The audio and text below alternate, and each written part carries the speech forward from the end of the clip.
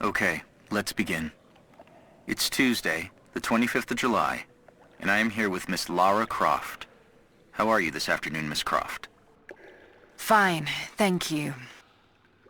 Miss Croft, there's a bit of a joke about the word fine in psychiatry, that it often stands for feelings inside not expressed. I thought jokes were supposed to be funny. It's possible I oversold its value as a joke. However, if we're going to get anything out of our time together, you need to be honest. Now, can you honestly tell me that you feel fine? No, not for a while. Laura is almost completely closed off. But it's clear that she's in pain. Trinity will undoubtedly want me to use this against her. Tell me more about the dreams. Nightmares. And I don't remember them, just the feelings that remain. In dreams, the feelings are often more important than the specifics. Tell me about those feelings. I'm on the island and my friends are dying. There's nothing I can do and it's all my fault. Lara, from what you've told me, your friends survived the island because of you. Only a few of them. None of them would have survived if you hadn't been there. It's not your fault. None of them would have been there if it wasn't for me. Of course it's all my fault. Guilt is a common driver in the Croft family. We used it to great effect with her father. Let's see where it takes Lara. Have you reached out to the other survivors since your return? Have you been in touch with your friend Sam? You know I haven't. Even if her doctors let me, she doesn't want to see me. You were very close to her before the island. Don't do this. That must be very difficult, to be separated from the people you need the most. When a trauma is shared, the healing process can be accelerated by talking to the people you shared it with. Can we not do the whole patronizing sympathy thing? You know it hurts. I've told you it does. But it's what Sam wants. I have to accept that. I can listen to what you have to say. But you have to open up to someone, Lara. You're not alone, no matter how much you think you are. Perhaps we're pushing her too hard. I'll reach out to her and test the waters. If she's ready to open up to someone, it needs to be me. So, Lara, I want to talk about your father. I understand you've been asking about his research at the university. I just had some questions. There's so much in my head, but I don't have the connections. My father was researching something very similar to what I experienced on the island. I don't think this will help you move on from that trauma. Quite the opposite, in fact.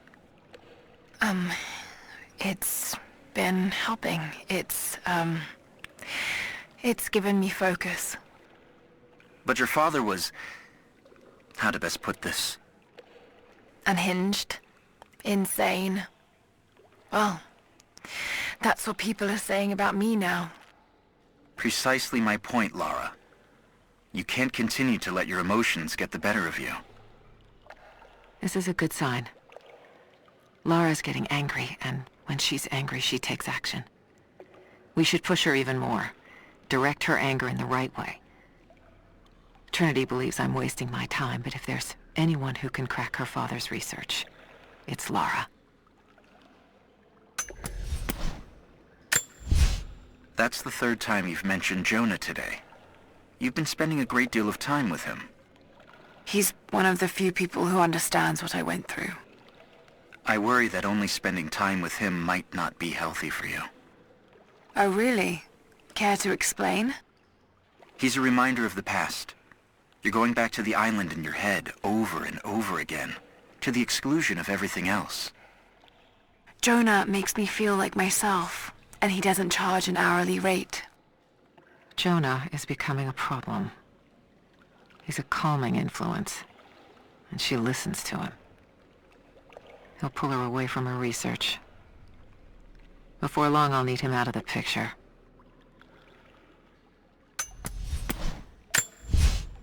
Would you say you have control issues, Lara? Doesn't everyone? I mean, no one wants to feel out of control, do they? But not everyone has been through what you have. I had to take control of the situation. If I didn't, then we'd all have died on that island. And did you enjoy taking control? You mean killing, don't you? Did I enjoy killing? I did it because I had no choice. Lara is avoiding the tough questions. It's hard to tell if she's merely being stubborn or she's actually frightened of the answers. By the end of this, she may have to face a hard truth about the kind of person she's become. We began invasion of the valley not 24 hours ago. I expected resistance and have not been disappointed. The people of the valley think they defeat us, but the harder they fight, the stronger my resolve grows. If they weren't protecting something, they wouldn't martyr themselves so. They wouldn't endure tortures with such resolve. They are believers. I respect that. But they are on the wrong side of this battle. It will not be long now. A new, better world is at hand. Anna has let the mask fall. She and I are finally fully reunited. It has been difficult without her these past years. When I'm weak, it's always been her voice that gave me strength. When she loses hope, I ignite that hope for her. That being said, I must confess that I am worried about her. Her health falters, yes, but my concern is with her resolve. I fear that some piece of her was lost in her time with the Crofts. She must have faked her emotions for Lord Croft so powerfully they became real. And now I feel that fear has spilled over to Lara. As we push deeper into the valley, I feel reassured that this is the work I was chosen to perform. My stigmata itch with sensation. It is a constant reminder of my higher purpose, of my singular position in this higher purpose. I was a child, innocent to the evils of the world. Then, one night, I woke in such pain, a scream on my lips. Blood dripped from my palms when I saw it. I was terrified. It marked me. It meant something. I cannot shirk this mission any more than I can shirk my own hands.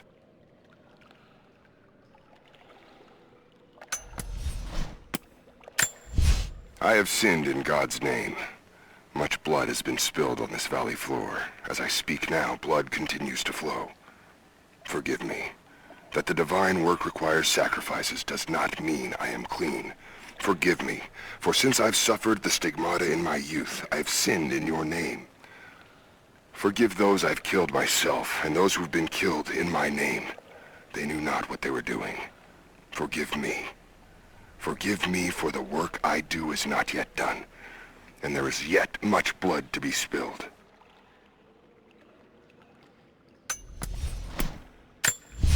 Croft is operating against us at every turn.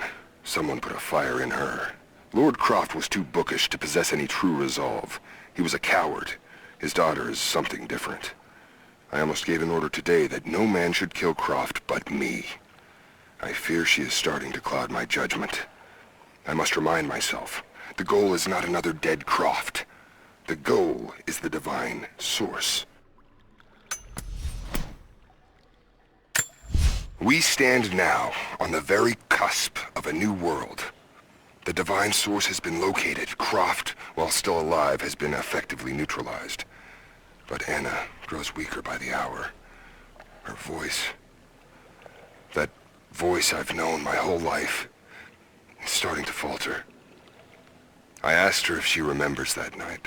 The first night that God carved purpose into my hands. The night that he chose me. She said she did. And then she smiled and said that we would have nights again like that, once this ordeal is over. For her, I stay strong. In the old city, we will find the divine source. I will save my sister, and together, we will save this world from itself.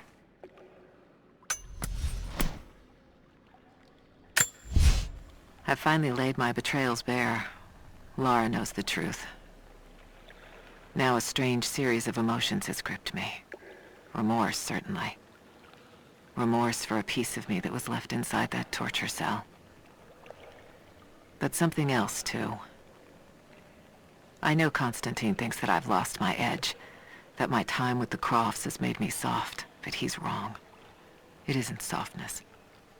It feels instead like a new kind of resolve. I knew Lord Croft to be an intelligent man. I know his daughter holds secrets in her head. As an ally, she'd be invaluable. As an enemy, she'll be a difficult problem. I must make sure that Constantine's arrogance doesn't get the better of him as we take her on.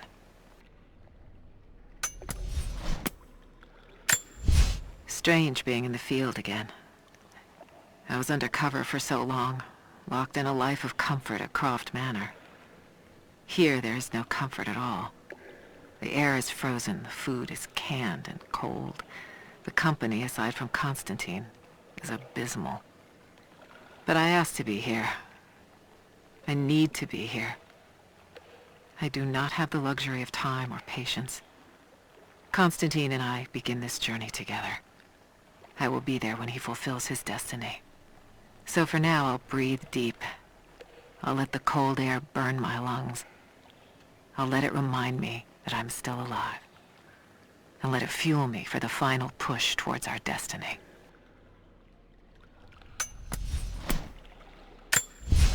As we push deeper into the valley, I find myself staring at the ruins and pondering my own mortality. These structures have been here for ages, waiting for this moment. I can feel their anticipation. The stone itself wants us to succeed. And what is there to stop us? Non-believers, the fearful, and the lost. Those that hid the source from Trinity for so long.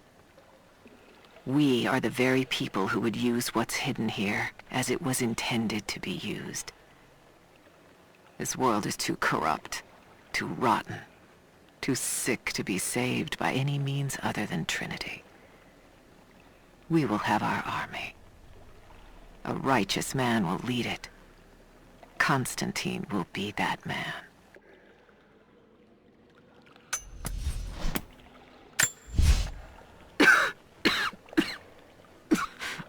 This fucking illness.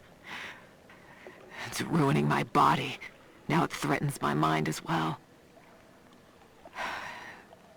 I keep drifting off. Getting lost in memories. Lost in thoughts of the day Lord Croft died. How the plan had to shift. How I thought we had failed. And before that, my early days with Trinity. Learning the secret histories of the world, learning that it was our duty to save it. And back farther, to childhood. Constantine and I, with only each other to rely on. And then I rip myself free, back to the present. I've always done what had to be done, and this time will be no different.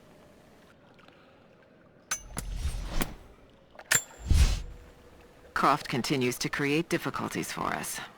She's rallied the Valley people from their squalid huts and helped lead them to a series of victories. I wish I could make her understand just how wrong she is, how misguided her ideas of morality are. The world is too flawed for stopgaps. A lone hero cannot rescue it. The idea of revealing the divine source to the world would be laughable if it wasn't so dangerous. Did I think she could be turned to Trinity's side before? Yes. But not anymore. We were close, she and I. There is a bond there, but I think now there is no other choice. She must be broken. And I know she can be broken. I've broken stronger than her.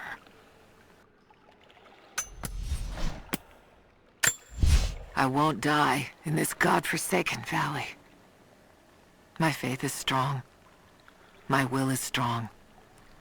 even if my mind keeps wandering away.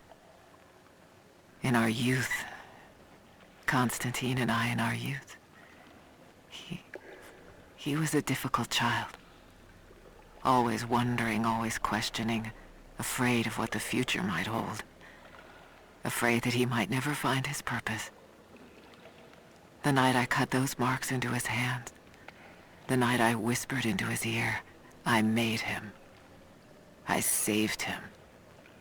He believed it to be the work of God, just as I'd hoped. Now I need him to save me. And if in the end he can't, then I'll save myself.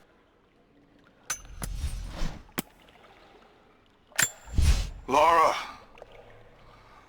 Lara! Lara! Answer me. Last time I saw you, you were... Damn it, Lara. You better not be dead. After the avalanche, I got one little blip, one brief echo. But I'll be damned if it wasn't your voice. I know I heard it. I know you survived. At least the avalanche. I haven't heard a peep since, but I'll keep trying. I know you told me to leave, to get somewhere safe, but... Did you really expect me to leave you here? Come on. You should know me better than that.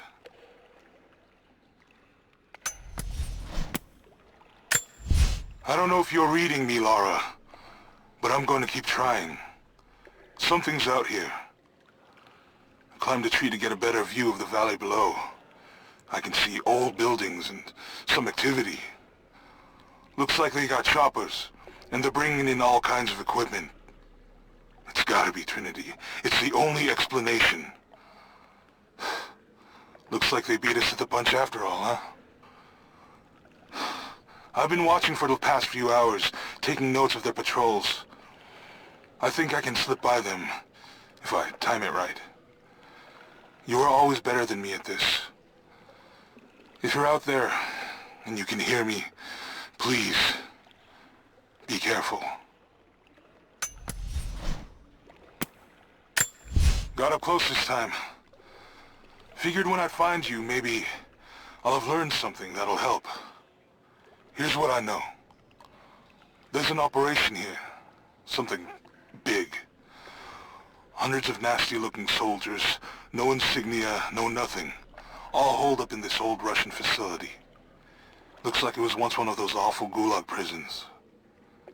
I came down here thinking you needed me, Lara, but Christ, how backwards is that? Before too long, I might be the one who needs rescuing. I hope to God you're still alive and can hear this. I'll stay out of sight as long as I can, but it's getting pretty damn cold out here. I'm gonna have to find some kind of shelter soon.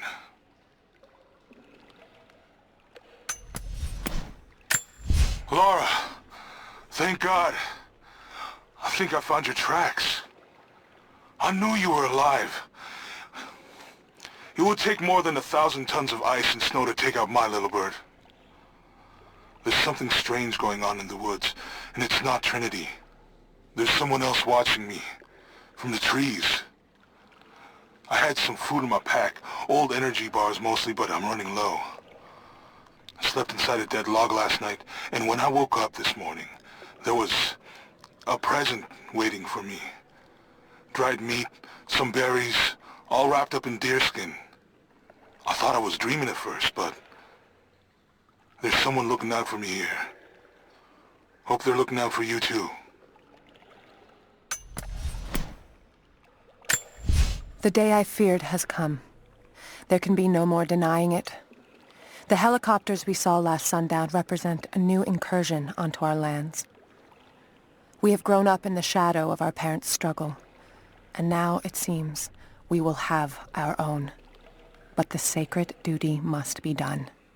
We must protect the source of God's grace on earth.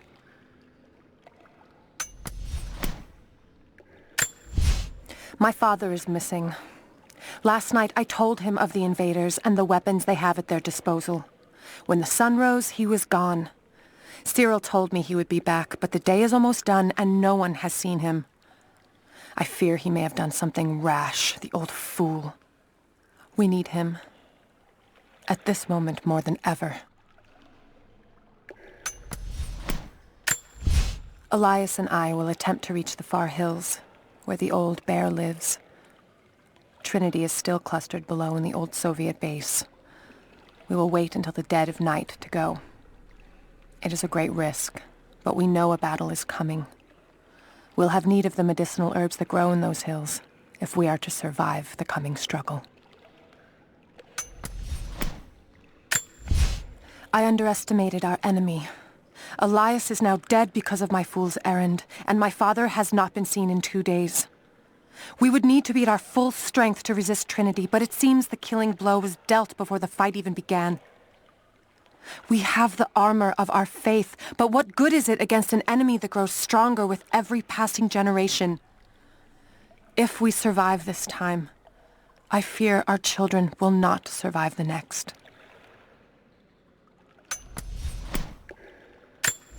There is a woman in the valley now. Not one of us, but not one of them either. I saw her the night Elias was killed. She fought the men who were hunting us. Now I hear whispers from the forward scouts. My father and this woman were seen, free and unhindered. There's no telling what she wants, or if I can trust her. But if she brings my father back, then perhaps God has not abandoned us.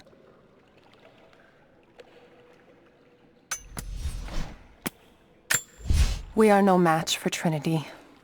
They are the ones that drove our forefathers out of the Empire, and now they have come to finish the job. We are a broken remnant of a once holy people. Only our cause remains. I do not believe in my heart that we can defeat them, but I know that we can die trying, and that God and the Prophet could ask no more.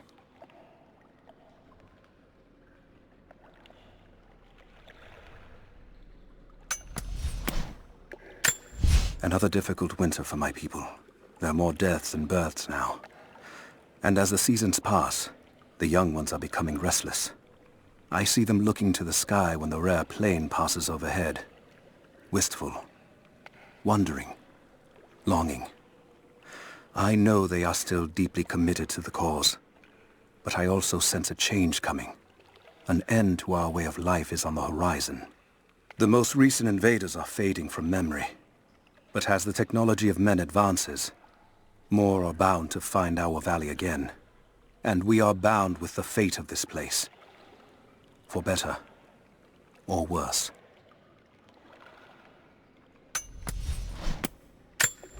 I made a mistake today.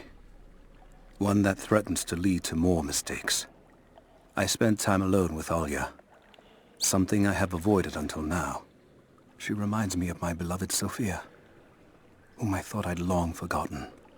And it opens my heart like a wound. She clouds my judgment, even when she is not present. I sound like a giddy child. And those days are far behind me. I must bury these old feelings deep and stay apart from my people for a time.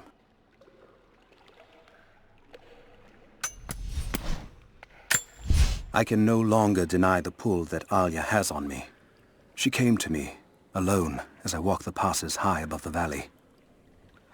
I know now that the draw was mutual.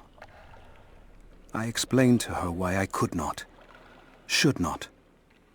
Why my position amongst our people should preclude such folly. Why I could never make her happy. But it didn't matter what I said. As my mouth spoke, my arms reached out to enfold her, and we embraced. It has been so long, and I am still human.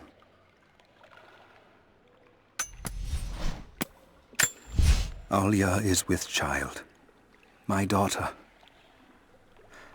I cannot put into words the tempest in my skull. I know I have made a grave mistake. My people will accept it without an ill look, but they too will see the error of my judgment. It seems so cold to call this year of happiness with Alya an error, but with every glorious moment, I knew that we sowed the seeds of tragedy. I cannot be a husband or a father, and still be who I must be for my people. Someday I will have to make a decision that pits my duty against the love of my family. I do not know how I will bend on that day. God help me. I'm a fool.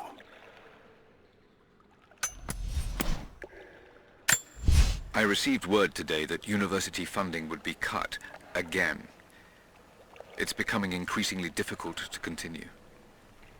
I face constant ridicule from people I once considered colleagues and friends. They have no idea. There is a truth behind all myth. The stories of all cultures speak a universal language, and they point to a startling possibility. The world is not what we think. Our lives are not what we think. If I continue, I face isolation. I will become a pariah. But I will continue. For Amelia. It was her death that set me on this path, and for her, I cannot waver. I wish every night that she was still here, that I'd had the tools to help her.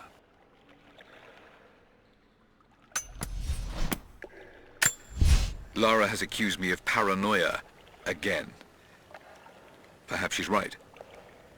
But I've been approached by people asking to see my research, people offering no credentials. I'm sure someone is watching me. Strangers outside the manor house, odd phone calls at odd hours, and then last night, the house alarm was tripped. Someone had tried to break in. I believe they represent an organization called Trinity. There are oblique references to them in much of my work, but what they're after, I do not know. I've begun taking steps to ensure my work remains secure. One day, I hope Lara will understand why I did all this. Received an invite today to speak at a conference on folklore and anthropology. Of course, I've only been invited as a figure of fun. They only want to ridicule me and my ideas. But the point of this work is not to keep it in the shadows. The point is to expose it, to help bring the truth to the world. Amelia believed that it was noble to face adversity head-on. That strength was born from inside oneself. She was right. She was always right. For better or worse, I will accept the invitation. The conference was, of course, a disaster. I might as well have been booed from the podium, and yet I am in the best mood I've been in years. I met someone there, an admirer. She approached me after the slaughter. I nearly flinched, expecting her to continue the beating. But instead she simply asked to hear more about my work, and when I started to talk, her questions were not loaded with cynicism. Instead, they were intelligent, almost innocent in their inquisitiveness. We spoke for hours. She says her name is Anna. I've invited her to dine with me when we're all back in London.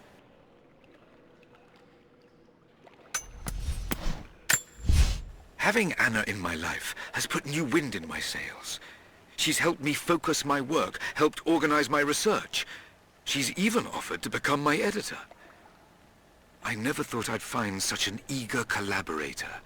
Her presence in the manor has revitalized everything. The rooms have life again. I feel I have life again. But I am worried what Lara will think. Her emotions are more guarded than mine. I worry she thinks I'm trying to replace her mother. But I'm not. I'm simply trying to find what happiness I can in this life. Lara will just have to understand that. New developments. I found an old manuscript buried and forgotten under a heap of pseudo-scientific texts. As I began translating it, I realized what I had, a record of the Deathless Prophet. I'm still working on the translation, but already it has provided details of his life I'd never read before. There may just be enough here to find the location of his tomb. This manuscript could be it, the singular piece of research that will bring all of my work on the immortal soul together. Revelations are coming quickly. There is much work to be done. Tonight over dinner, I'm going to celebrate with Anna.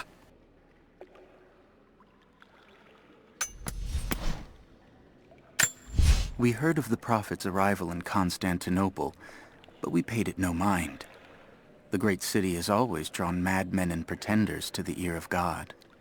We heard strange tales of miracles of the Prophet, but still we did not seek him out. But then we heard him speak, heard the liquid truth of his words roll across the Forum of Constantine. He claimed not to speak for God, claimed that no man could. But his wisdom was plain, and not a one of us in that forum could deny that he spoke the truth.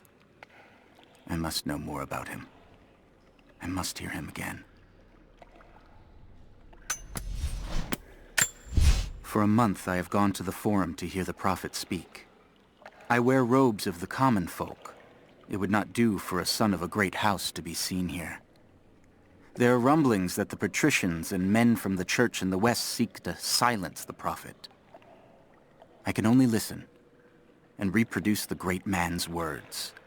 No man has ever told the truth about God, for no man can ever know. There is more sacred in the heart of a farmer or a soldier than in the hearts of lords and emperors. We are all of us deceived by those that claim to speak on behalf of the Creator. No man speaks for him, for his voice in the sky, the water, and the flow of the world. Some believe the Prophet to be God's Son risen, but he makes no such claims. Some praise his actions as miracles, but he rejects such attributions. In his humility, his followers see the truth of his message. We see the change coming. I have shed the trappings of my station and now devote myself fully to the Prophet. I spread his word, recruiting others of my station to the cause. But this has enraged the elite and brought the full attention of the church in the West. The church in the West has sent their messengers, self-proclaimed soldiers of God, the Knights of the Order of Trinity. They have come to silence the Prophet, to quell his blasphemy and eradicate our movement. But it is too late now. We will not be silenced. Violence erupts in the Forum on a daily basis. The Prophet knows that we cannot stand against them, so we must leave Constantinople. We will go to the desert to build anew and continue the Prophet's work. When the Emperor died, the Prophet's favor was lost, and we were forced to begin our exodus in the dark of night. The new Emperor has no love for the Prophet, so there was nothing left to stop the Knights of the Order of Trinity. We fled towards the desert, to begin again, when the Order of Trinity came upon us and murdered the Prophet. I saw him die. We placed his body in a cave near the oasis, and in our sorrow, began to build him a tomb. The Order of Trinity is not finished. They desire not only the death of the Prophet, but the mysteries of the divine source. They will come again. But in our darkest hour, the Prophet has risen. He has defeated death, just as he will defeat our enemies. When the Knights of the Order of Trinity learned of the Prophet's rebirth, they attacked again. But we were armed with true faith. Where they expected a slaughter of helpless refugees, they found an army of men and women who would no longer be victims. Many died there, but in the end, we stood victorious. We fled, leaving his tomb and the Empire behind. We walked for months, across the high plains, and into the frozen lands beyond the borders of the Empire. The path was difficult, and many began to doubt the Prophet. I am ashamed to say I did as well. I hope he can forgive me, for with the break of dawn, we now see the truth. He has brought us to an earthly paradise, where we can begin anew. God bless the Prophet, for he has delivered us. My love, this letter is long overdue, but I have been hard at work. When you arrive, there will be a home for you here with all the comforts we have left behind. It is a huge task ahead of us, to design and supervise the construction necessary to provide fresh water to our people. But all my labor will be paid in full when I see you and our children's faces again. We will create a new world here, the equal of everything you left behind to follow me. It will not have been in vain, as long as you and I are together. This should be more than enough oil to light the passages below, but be careful transporting it. We have not perfected the refining process, and it is still volatile. You will know the man who supervises the construction. We all do. Without his knowledge of the Earth, none of us would have survived along the difficult journey. Do not linger, and if he asks for word of his wife and child, feign ignorance. He cannot accept that they perished during our exodus, and expects them to arrive any day. We need his genius, and I fear if he saw the truth, we might lose him entirely. Fires still rage in the outer districts. The last of the wooden buildings will be consumed by nightfall. The heart of our city is gone, buried beneath the ice. I can take some small solace in the fact that the Mongol invaders were killed, alongside the Prophet's warriors who died to save us. And the Prophet himself? No one has seen him since the morning after the siege ended. We need his wisdom, now more than ever. We do not have enough food to feed those who survived. Some believe the worst is over, but I fear that is not the case. It has been months since the snows of the mountain buried the heart of Kitezh. We sent men to search for survivors or food, but none have returned. Sounds drift up from the glaciers, but if people still lived entombed inside, I do not know. It could be the shifting ice, but I will be the first to admit, it sounds like the voices of men. Perhaps the ghosts of the Prophet's warriors still patrol the frozen streets. We will send no more of our people inside. We have to accept that the Prophet and the city are lost to us, and that we are now on our own. It is our first winter since the Mongol invasion. No more than 1 in 3 of us will survive. We once had marble palaces, heated by geothermal vents. We had the wealth and luxury of an empire. Today, we struggle to find enough hides to keep our children warm, to gather enough roots and berries to feed ourselves. If we are to survive another winter, we will have to adapt. If we do not, then we will feed the soil, and the animals will take back the valley. It is up to us now. Only us. It has been nearly a decade since Kitezh was lost to us. In the first years, I thought we would not survive. We are the remnant of a once great people, but we did survive. The struggle became second nature, and then a way of life. Our numbers no longer dwindle.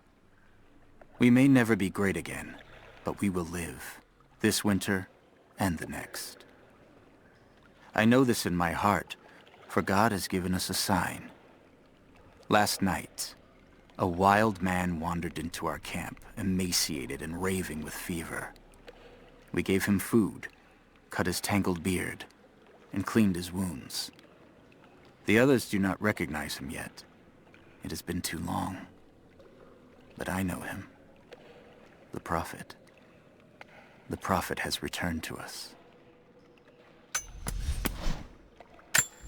My son, the Order of Trinity has received word that the Prophet's followers are building a great tomb at an oasis outside Borea. But more upsetting, while we thought they were building the tomb for their Prophet, Trinity now believes he still lives. We have learned he is preaching his heresy among the local citizens, drawing more to him daily with his tales of how he conquered death. He is a liar and a heretic, claiming miracles that come only from the divine. You swore he was dead. Have you failed us? My lord, what you say is impossible. I myself drove a spear into the Prophet's heart.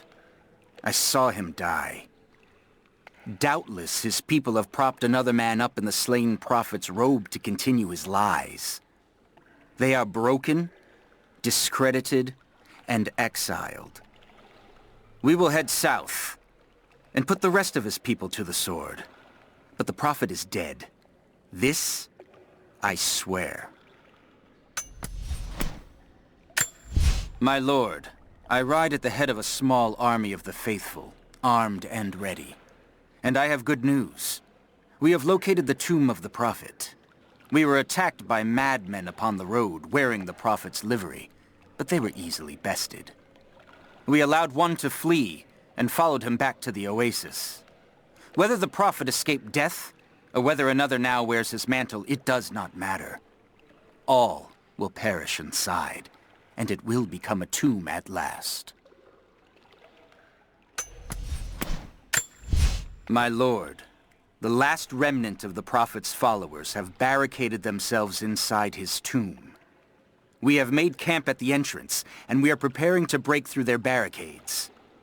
I saw the man claiming to be the Prophet before they sealed the gates, and I admit, he bears a striking resemblance.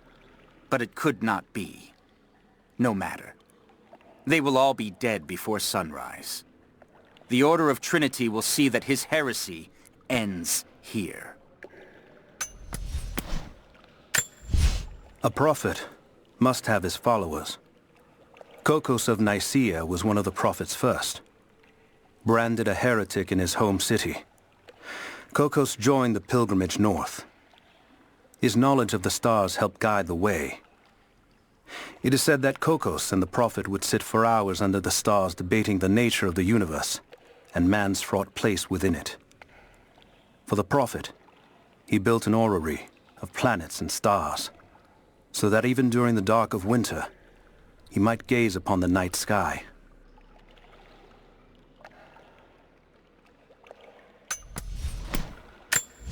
Cities are not built on plans alone. There must be material, and there must be someone who knows how to build. Damien was that man. They say he could muster brick from nothing more than a handful of dirt and a tinderbox. They say his craftsmanship was divinely inspired. It is his hand that gave form to the architect's dreams.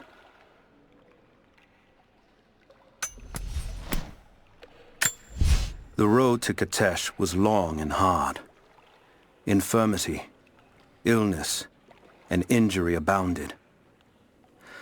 Aurora was a believer trained in the ways of Hippocrates and the great Roman healers. It is because of her that so many survived the journey to Kitezh.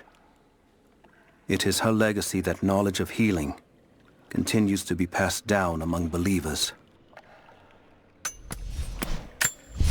Rivka joined the Prophet because her husband, a Rus nobleman, was a believer. When he died on the journey north, she stayed with the Prophet, pondering what her place was amongst the believers. When she saw the valley, she knew she had found her purpose. She dreamed what Kitezh could be. She laid those dreams out to be built. It is because of Rivka that Kitezh became not just beautiful, but livable. After the city was built, the first generation of followers stared out upon it. One among them, a man named Valentinus, has spent his whole life devoted to the study of time and its passage.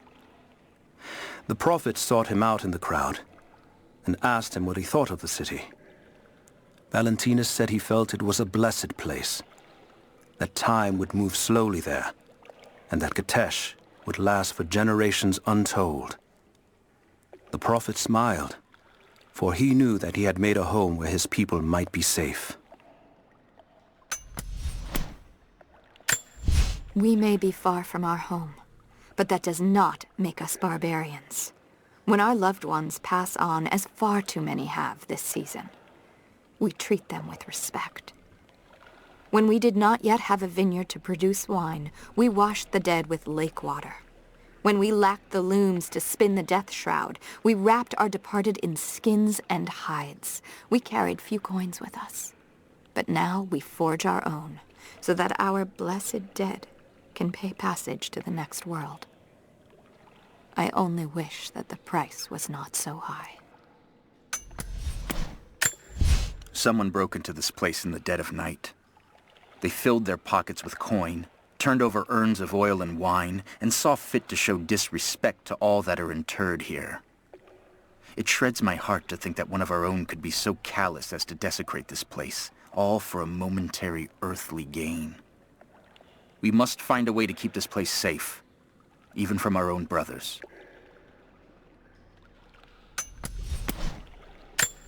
I knew the risks. It was only a matter of time before the city guard caught me. By day, I must pull gold and other ore from the rock until my fingers bleed, all to increase the wealth of Kitezh. By night, we do penance, ask forgiveness from God and the Prophet. They hope to save our souls, to rehabilitate us. I bow when they expect me to, put on a mask of regret when they remind me of my sins. But when they let me free of this place, I will take my pleasures where I can. The wealth of this valley continues to reveal itself like a flower in bloom. Every year, new buildings rise from the wilderness. We have produced a generation of artisans, astronomers, and philosophers that rival anything back west. But with any great city comes crime and rot. Many thought we should have put these sinners to death, but the Prophet would not hear of it. He believes all men can be healed, and so we keep them alive, teach them through hardship and scripture. I do not share the Prophet's faith that they can be redeemed, but at least they will serve the city and those they wronged. They say you never forget the first time you hear the sound. My parents took me here to contemplate the mysteries from beyond the shrine. In time, I will bring my children here. They say that without the music of the mountains, our ancestors would have wandered the earth until they died. But instead, these mountains called them home, just as it calls to me. Without this place, this divine sculpture of wind and rock, we would have been lost. The story of the scout who found this place is well known to us all, but most of you do not know how close we came to dying. We were lost in the mountains, no food, no hope. We had begun to doubt the Prophet himself, but the scout heard the sound and took it to be a sign. He alone ascended these cliffs, drawn by the music, and from there, he saw our salvation. This is not just a shrine to him and his bravery, but to the strength of our faith. It's done. We'll die here, thanks to Coraldus and the madness of the Order of Trinity. My ship will never see water again. We entered the glacial sea too far into the winter. Would have been turned back, but Coraldus would not abandon this lost prophet. He and his dead-eyed warriors seized control. He forced the ship through shallow tributaries until we could go no further. Then he made my crew construct sled runners, and the bastard forced us to tow the ship over land. It was death and excommunication to deny him. But it was death either way. I will make sure he dies here, with us. I've always kept a little poison at the ready in case the ship was taken. Now, it has another use. The Maria Adula is trapped. The ice gave way. Her spine snapped in two. No matter. While I hope to wield her cannons against the false prophet, we will continue on foot. I have 6 of the Order of Trinity's best, and we have been stockpiling food and supplies while the sailors starved. They do not know it yet, but they will give their life for the cause. My men and I will find our way out of these icy caves and continue on foot. Before the ship was swallowed by the ice to the south, we heard music. That will be our first stop. But first I must rest. The cold has sunk into my bones, and I am drowsy. Just a little sleep. The dead choke the rivers. Our children's blood is spilled on the valley floor. We live, but with what? Our city entombed? Our sons and daughters murdered? Is it courage to go on? Or madness? Those who fell know peace now. When will we?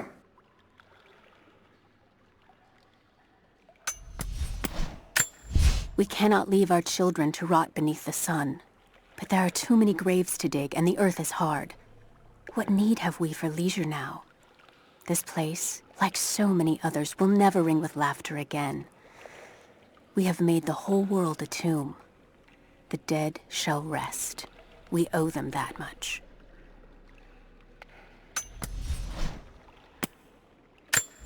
Deep below the holy ground of our city, we have found the source of the corruption. One of hell's winding tunnels snakes up and vomits forth a miasma of evil. There is no pattern to the demon's depredations, but his mark is plain. Men driven to wicked words and acts, as God's grace is driven from them. We take them here to the mouth of hell itself to drive out the demons. We do not always succeed. Often the poor wretches are too far gone, and they die when we drive the beasts out of them. It is heartbreaking to lose good people, but we must stand against the devil in all his forms.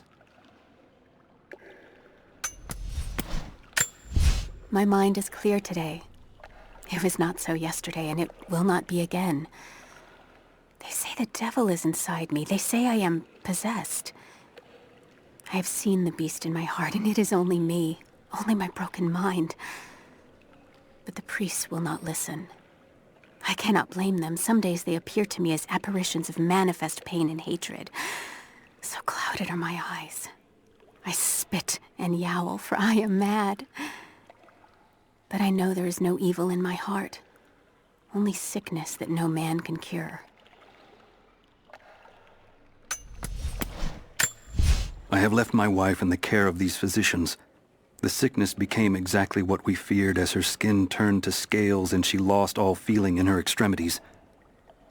They say there is nothing that can be done for her save for give her relief from the pain and ease her passing. But she must be kept far from the city, far from me. My wife will die, and I will never see her in this world again. I will hurry to the next to meet her. We are crippled by our isolation. We have with us the combined medical knowledge of the Empire, a millennia of learning that tells us how to treat every ailment. But here, on the edge of the world, the lack of one simple flower leaves us helpless. I cannot do much for the afflicted. I know how, but I cannot because we have hidden ourselves away. These people and many more that follow will die needlessly, all to keep our secret hidden. I pray the prophet is right when he says that it will be worth it in the end. We can no longer wait for our brothers outside the mines to begin their resistance. The Soviets have found something they desire more than the poison ore. They found our forefathers' history, have desecrated their tombs. This is the last injustice. We thought at first the old guardians would emerge and punish our tormentors. But now I see we will have to be the instrument of God's retribution. We gather our strength, store picks and axes in secret places. Very soon, those of us that are still well enough will rise up and bury our repressors here before they erase our past along with our present. When the uranium ore was nearly gone, I feared our operation was at an end. But even as we moved to close the shaft, fate intervened. We found a chamber, half destroyed by a cave-in, but clearly made by the hands of man. The artifacts inside are ancient, nearly 1,000 years old, untouched since the tomb was sealed. We redouble our efforts. Instead of mining, the workers now search and retrieve the artifacts inside. The natives of the valley, their resistance once broken, now bristle at this new assignment, as if they do not wish the relics to be seen. We will need to make an example of a few young men before their dark looks lead to something more. For a year I have ridden with an army of Mongols, as envoy from the Order of Trinity. Their Khan is a great warlord, despite his heathen ways. Under my influence, I have helped them topple nations, burn cities and kill princes, all in search of the Prophet. Our slaughter of the Rus was not in vain, for among the spoils we at last found the map. And now, this very morning, after a season in the mountains, we saw buildings rising from a green valley surrounded by ice. We have found Kitezh. I tell the Khan of the riches that will be his, and that alone drives him on. But the real victory will be for God, when we purge the Prophet's lies from the earth, and at last, the divine source will be ours. We have told the people of the Valley City that we will attack at dawn, but we shall advance behind the Karash at moonrise. The captives we kept from the battles in the west will be our shields as we advance. Few survived the long march across the mountains, but those that live will serve their purpose to the Horde. The city sparkles, a gift not yet given. We will take what is ours and march home with our spoils.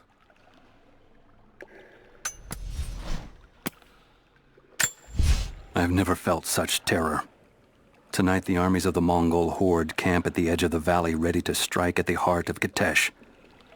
We have the alchemist's fire at ready to set the invaders alight.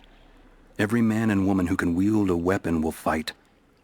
We will do all we can to support the Athanatoi, but I have never seen bloodshed. None of us mere citizens have. I have never taken a life, and now that I must, I fear for my resolve. Trinity has twice before sent great men seeking the Prophet's path, and twice before they have vanished. He carried the divine source out of the Empire, but it was not his to take.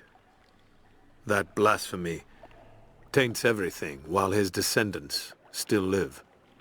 So Trinity must try again. I have done ungodly things, committed terrible sins against the innocent, just to reach this place. To retrieve the divine source. I know God will forgive for what I do. I do for the greater good. Now the end is in sight. I need only survive this final battle, and Trinity's work will be done. General, we observed something strange in the night. We are camped above the city of Kitezh as the city prepares for invasion. They still believe the attack will come from on high. They will not expect your charge from the paths on the far side of the valley. But I must tell you, on the tower at the heart of the city, something unnatural awaits us. We watched hundreds of armored soldiers ascend its heights, and then a light cracked the sky. There was a sound that froze my blood, a roaring like an army of hungry ghosts. Then the men descended again. I do not know what they keep atop that tower. We thought it a treasure, but it appears to be something else entirely. We have sealed the doors and barred them from entry. The riders are coming, and I must keep these people safe. Mothers with children, old men like me, those that cannot fight. I have food and water in sufficient quantities to keep us alive for the length of the attack. Should our Athanatoi fail, and the attack becomes a siege, we will die here.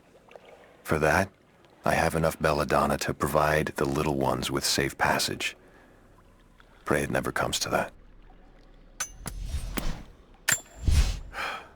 I have failed. There will be no pardon for my sins. I have drenched my hands in blood in pursuit of the Prophet, and now there is nothing left. As the attack became a siege, the Prophet's people did the unthinkable. They turned their weapons against the glaciers and buried their own city. Mongol and the Prophet's people alike were crushed in the ice. The Khan and his warrior horde are dead. The people of Kitezh are broken and scattered. I alone survive in the frozen heart of the city, and my only companions are the deathless army of the Prophet, their eyes aflame with unholy light. Even now, they hunt the ruins for survivors. God is testing me. I've scavenged weapons and tools enough to survive. The Khan once demanded I learn to draw a bow and fight like one of his soldiers, and I am grateful for that. He gave me his own arrows, made for punching holes in armor. The ice around me provides all I need to drink, but it runs red with blood. The Prophet's army now patrols the dead city. These are not the soldiers who first met us at the city gates. They've been changed somehow. Among them, I can see a man that I myself killed in the battle. The old legends say that those who looked upon the divine source relinquished their very souls to it, attaining immortality. If this is true, I will surely perish here, buried with the secret I was sent to find. I have made myself a refuge in this frozen hell, in the base of a crumbling tower. I have laid away food and weapons enough to defend myself, but I am the last survivor. By day I watch the deathless army, learn the paths they take. They follow the same patterns day in and day out, like men trapped in a dream. They are fierce, but they are hollow. Whatever made them men is long gone, replaced instead by a soul of cold iron. I must be careful, but I must know more about them. If this is what the Source can do in the hands of a heretic, think of what it could do in the hands of the righteous. At last, I killed one of the deathless soldiers. I tracked him through the day until he was alone. He seemed to sense me before I struck, as if he knew the sound of my bowstring. He was strong, but I am clever and I have faith. My arrows pierced his flesh, but he fought on until I placed a shot between his eyes. Even then he managed to wound me before I caved in his skull. His body caught fire and fell into ash before my eyes. It has been hours since he died, but his ashes still smolder, hissing and popping in the darkness. I do not believe this is his end. The Source has a great and terrible sway over those it touches. I must know what happens next.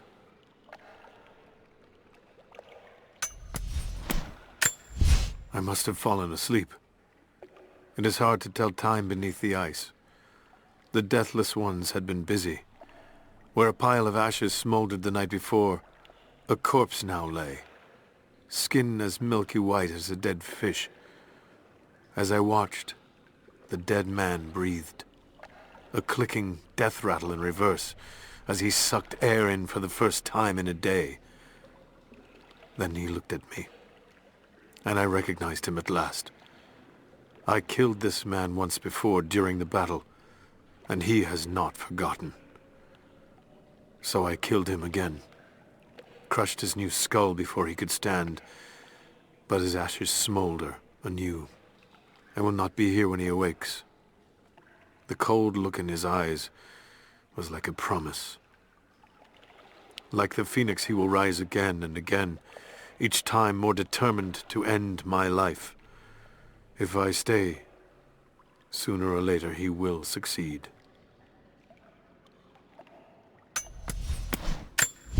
I leave these notes for whoever should follow in my footsteps. My wounds are worse than I believed. They will not heal. Tonight I will make one last attempt to escape this frozen tomb, but I doubt I have the strength. The divine source is here, at the peak of the tallest tower, but it is beyond my reach. With the source at his disposal, the Prophet's deathless ones are unstoppable. An army of wraiths and devils that can never die. A mockery of all God's creation. They are no longer human, and they will break any army that stands in their way. With every death and rebirth, they learn. They adapt.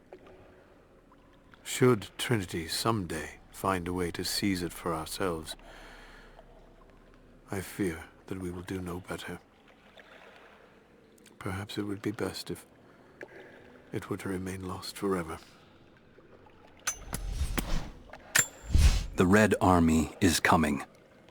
I've been tracking them for weeks, watching as hundreds of men build the iron monstrosity across the ice. Men have died, their frozen bodies left scattered in the tundra. No rites of passing, no burial or burnings. These new invaders are cruel, godless men. Do they come seeking the precious metals of the mountain? Or like so many before them, are they drawn here by the divine source? My people must again prepare for war. I've infiltrated the ranks of the enemy and learned that they come seeking the rich resources of the mountain. They appear to know nothing of the secret we protect. Those who build the Iron Road are themselves prisoners, slaves of the Red Army. Massive machines now use the Iron Road, bringing more slaves, food, and raw materials for construction of a small city. It is time for me to return to my people so we might plan our attack. If we can inflict heavy losses upon them before they reach the mountain, they may give up and turn back. We were fools. Careless, arrogant fools. We thought we could stop them, but the Red Army outnumbers us. Their weapons are superior, and they just keep coming. Many of my people, including myself, have been captured, forced to work the mines of our own mountain. It's only a matter of time before they discover our secret. When this happens, we must be ready. The Red Army finally uncovered the Temple of the Prophet's blessing. They have halted normal operations and are beginning to plunder the riches of our ancestors. We're ready. Working with the foreign prisoners, we've managed to hoard weapons and dynamite. When the Guardians are disturbed, we will use the chaos to revolt. The Red Army has been ruthless to us, but we will pay them back in kind. We will not stop until these invaders are dead. Only then will our secret be safe. Comrades, this report comes to you following an unprecedented discovery in the mountains of Freedom Station. Our deep mine crew has broken into a massive cavern filled with incredible ruins and artifacts, the likes of which have never been found in the motherland. The workers that we acquired from the native population have become agitated following the discovery. They clearly know something about these ruins. We will begin working the prisoners around the clock, for I believe we are on the verge of an even more amazing discovery. At your earliest convenience, please acknowledge these communiques. We have received no directive since the discovery of the ruins. Examination of the artifacts and scrolls recovered from the site continue. As impossible as it may seem, it appears we may have discovered the ruins of the legendary city of Kitezh. There are also numerous references to some kind of messianic figure. If I'm interpreting the texts correctly, he was a prophet who fled Byzantium sometime in the 10th century. The inscriptions say he carried with him an artifact of great power. For the time being, I have suspended normal mining operations. It is my intent to discover the truth behind this mysterious prophet. We now have heavy equipment in place within the main cavern. We intend to gain access to some kind of temple, even if we have to rip down its ancient doors to do so. While hundreds of artifacts have now been recovered and catalogued, 2 guard crews have gone missing in the mines. I have personally questioned the native prisoners. They claim to have no knowledge of the whereabouts of the missing guards. And though we've punished them harshly, I fear they are on the verge of revolt. Comrades, it is imperative that you respond to my communiques. We are now in dire need of supplies and reinforcements. A full revolt is in progress, and the prisoners now control the excavation site and surrounding facilities. In retribution, I have ordered mass executions of prisoners from the native population. With any luck, these rebels will lay down their arms and surrender to save their own countrymen. It is clear to me now that our communications have been sabotaged. You likely have received none of my cables for quite some time. But I will continue transmitting, as it is my duty. Local natives attacked us on multiple fronts soon after we attempted to sway them with the executions of their countrymen. There are far more natives than we ever anticipated. It is clear that they come from the other side of the mountain and have been preparing their revolt carefully for years. We are now without power and water, and winter is upon us. Those of us who remain will soon be leaving. We have 1 train transport, and we will take with us as many records and artifacts as we can.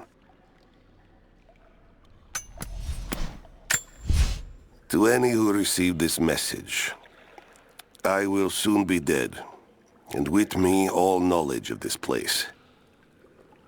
Escape for us was never an option. We boarded the train and set out for the long journey, only to discover that mere miles from the mountain, the tracks we built upon the backs of so many dead had simply disappeared. For months now, the native population has carefully dismantled the railroad, intentionally isolating this place in preparation for their attacks. And like their precious ruins, I will soon be taken by the snows and forgotten.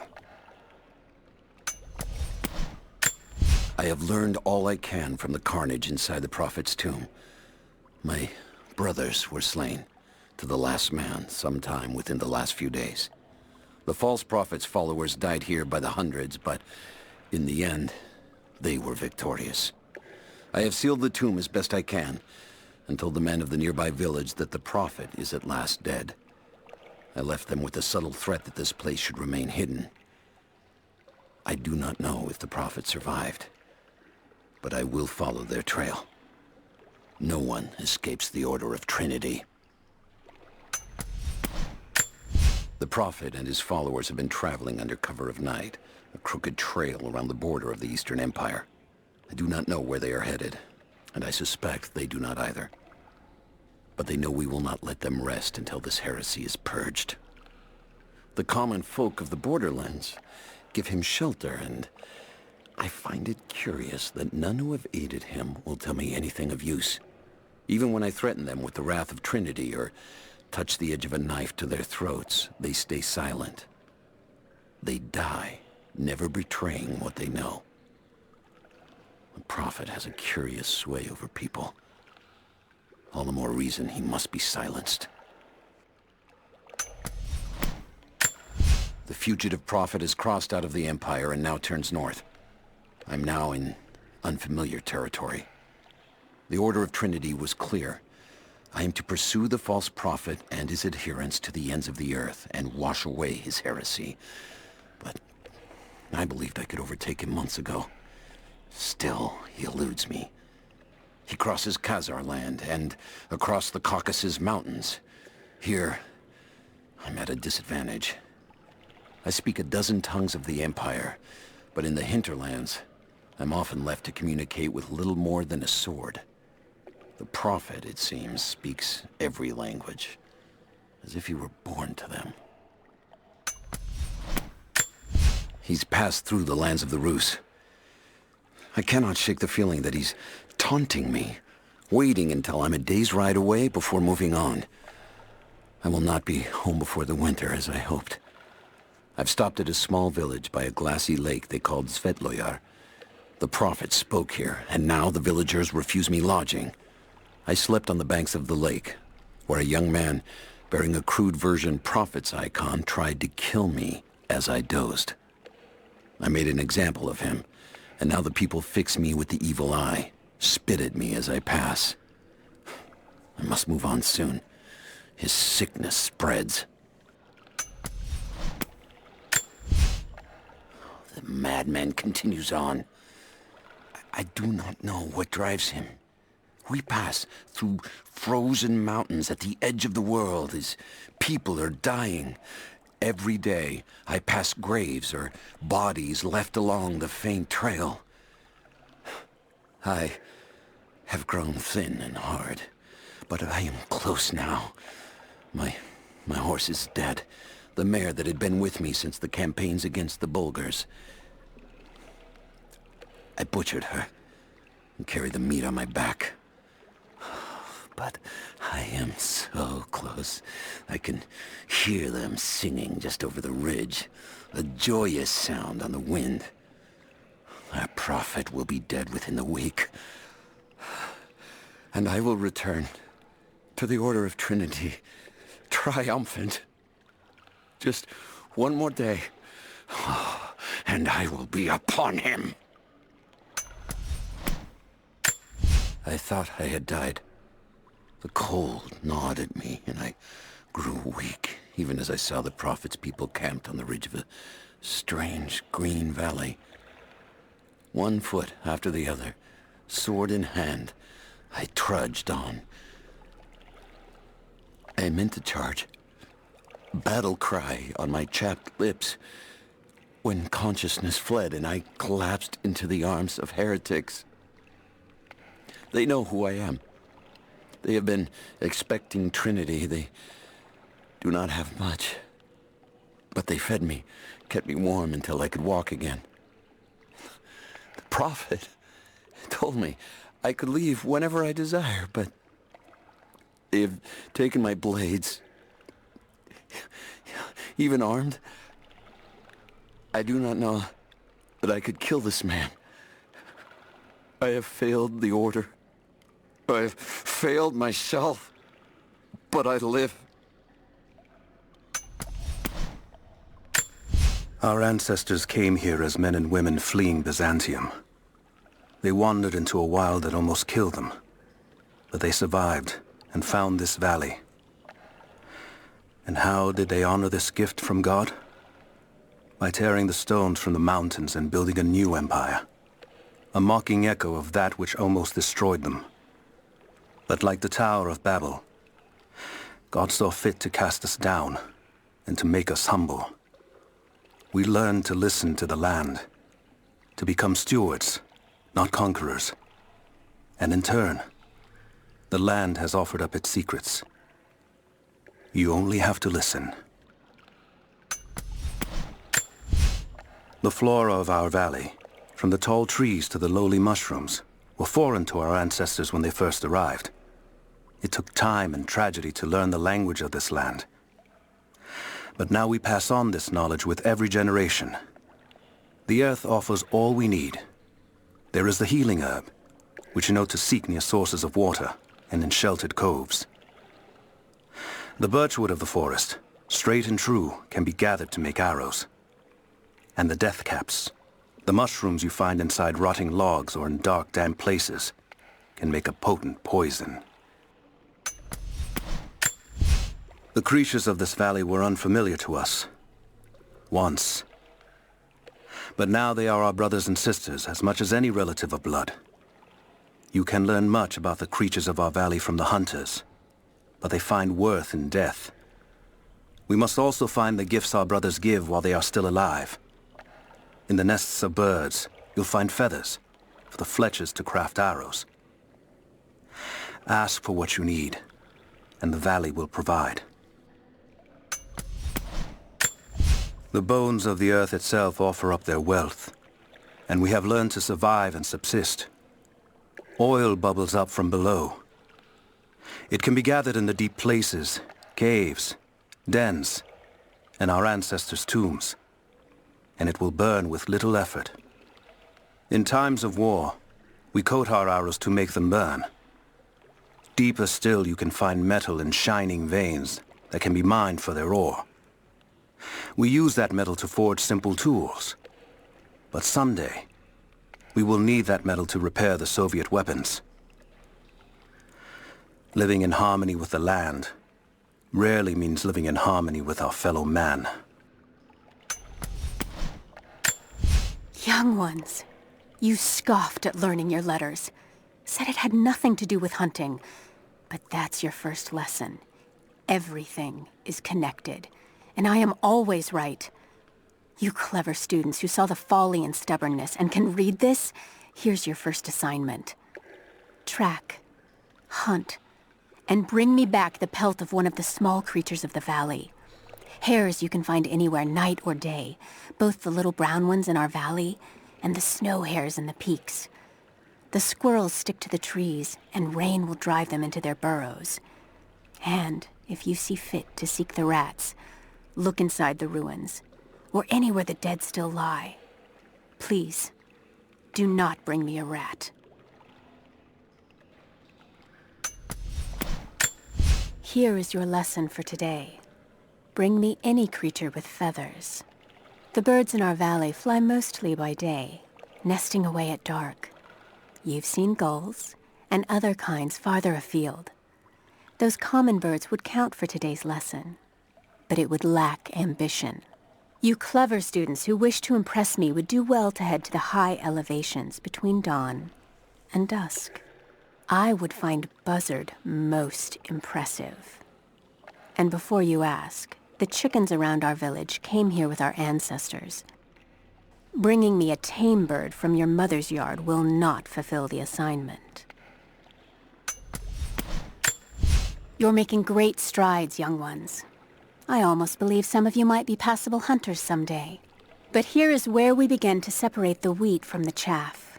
Today, while the sun is up, we stalk deer. Their meat, their skin, antlers, even their bones are what keep us all alive. Respect the deer, for it is as close to God as we are. Find them by their bedding, where the grass is pressed flat, or near berry bushes where they feed. Strike true. Don't let it feel a moment of fear or pain. Remember, I will be judging you, and whoever brings me a stag will be judged most favorably.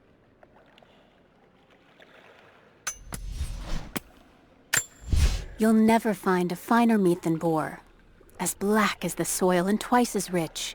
But hunting the damned things is an unpleasant task, to say the least. Now that the sun is up, we will hunt as a pack, working together to take down a boar. We will strike from the hunting blinds around the valley, for we can spot the boar in the dense undergrowth without being seen. And you do not want to be seen. At least it's not raining. None of you, not even I, want to deal with that cursed razorback.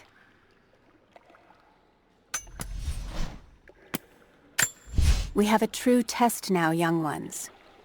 The valley is balance. When one thing slides, it affects all others. The fire 2 harvests ago led to an unusual bloom of berries. That led to more deer. And now, we've got too many damned wolves. They're not good eating, but to keep the valley in harmony, we're tracking wolves tonight. They come out after dark and roam the whole valley, but we're going to track them to their dens in caves and other underground places. Stay close together. When you hunt wolves, the wolves are just as likely to hunt you.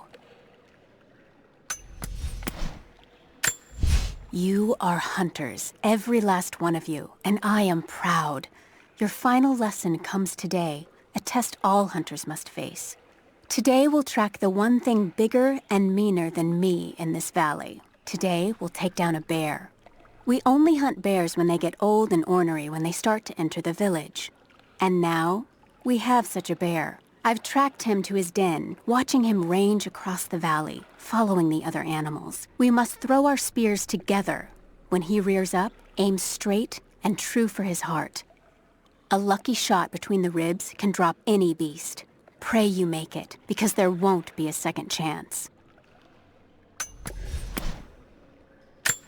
We're gearing up. I was on the first flight to Siberia to secure the old Soviet installation now. More are arriving every minute. Konstantin gave a speech to the new boots, and I stayed in the back to watch. Love hearing him speak. Never gets old. I was never much for believing, but it was just words before. This is something more. It's truth. I was broken once. But Trinity is making us whole again. Giving us a purpose. A new world awaits. Even those who don't believe will have a part to play. First day in Siberia, and it happens. 2 years in Afghanistan and another in Indonesia, nothing. But one day out here on the ice, and pop, I get a kill. I watched the man's eyes go glassy as he begged me for something. Not Russian, no clue. I waited with him and watched. One minute he was there, and next, nothing. Just meat. I got sick on the snow, all mixed in with the kid's blood, but he's just meat now, and I'm alive. Konstantin keeps telling us we're out here for a special reason, tells us we're doing God's work. I'm starting to see that now. I don't think Anna shares our faith. Or she's in this for something else. She's conflicted. I get that. I used to be the same way, but we've all got a part to play in this. Took another patrol to see if I could get another kill. Sure enough, caught a remnant at the perimeter. Took my time. Did it with my hands so I could see the light in her eyes go out. Stayed with her until she went cold. Magic. Konstantin tells us that with the Source we'll live forever, that we'll finally look upon the face of God. But I already have. This is where I'm supposed to be. Took me so long to find it, but this is it. I'm home. Security guards came at night. Knew they would. Crossed a line when I killed the tech from Echo Squad. I knew I shouldn't have, but I couldn't help it. Remnant weren't enough. I needed something more. They brought me to the windowless room. I thought I was dead. And then Konstantin was there. He took my head in his hands and smiled. He told me he understood. He was like me once. I've sinned, but there could be forgiveness. I have been a blunt instrument, just swinging wildly. He told me I could be redeemed. I've got a special skill. I just need sharpening. Trinity can make me a weapon, point me in the right direction. I almost cried and kissed his feet. I will become what I was meant to be. For Trinity, for Konstantin. I know I've taken some jobs of questionable legality, and I know you're not happy about it. But I couldn't pass up this contract. Been trying to get work with Trinity for years. They're discreet, the pay is obscene, and they always have opportunities. Now here I am, and I already want out. We're at an abandoned Soviet installation in the middle of nowhere. No one's telling us low-level contractors what's going on, but I think I might be helping some seriously scary people get a nuke or something equally awful. Honestly, that's the best-case scenario. Ping me back if you get this. I've carved out a secure channel on the network. For an operation like this, you'd think they'd have better security, but I guess that's why they hired me.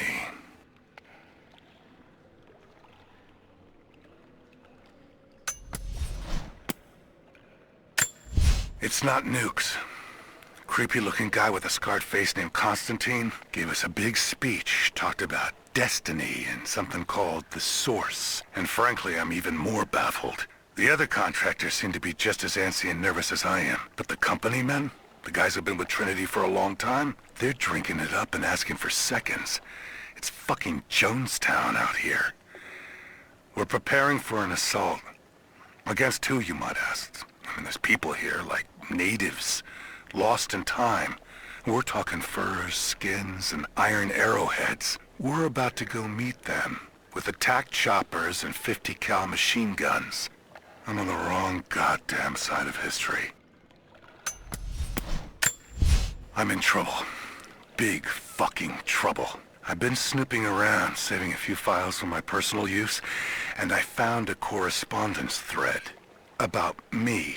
Worse, I think I was supposed to find it. The head of security knows I've been leaking data. Probably known all along, and they're just watching for now, waiting to see what my endgame is. I wish I had an endgame. I'm gonna die just because I was nosy and stupid. I don't even think this channel is secure now. They could have picked you up already. I'm getting paranoid out here. But this Trinity, they are big, and they're everywhere. And the more I find out, the more I realize how badly I fucked up.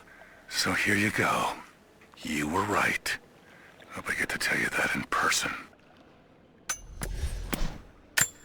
I've attached everything I've learned so far.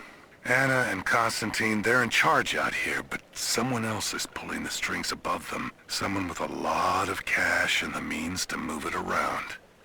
I've narrowed down the source, but I'm having a hard time believing someone in the Vatican is running a private army. But all roads lead to Rome. Trust me, this sounds crazy even to me, but people have to know this. If I'm gonna die for this, I want to be on the right side for once. And Constantine, I know you're probably reading this too. You might make me disappear, but you won't win out here. And if I never get the chance to say it to your face, you're out of your fucking mind. I wish this pain wasn't so familiar. Like looking an old enemy in the eye. It wants to take me down. It wants me to just lie down and die. But I won't. I can't. There's something here. There must be, or Trinity wouldn't be in this snowy hell. I just hope that Jonah is okay. That he found a way back. I just couldn't risk having him with me. Not again. The pain of losing him, that would be too much to bear. This is my path, and mine alone. I'm on the right track, but to what, I'm not sure. I only saw the ruins for a moment before the avalanche hit, but the Byzantine style was unmistakable. To think the Prophet could have led his people all this way, and more, that they built a city in this frozen wasteland. Could it actually be here? And if so, how much more of the legend is true? And now Trinity is here, thanks to me. But I can't think about that just yet.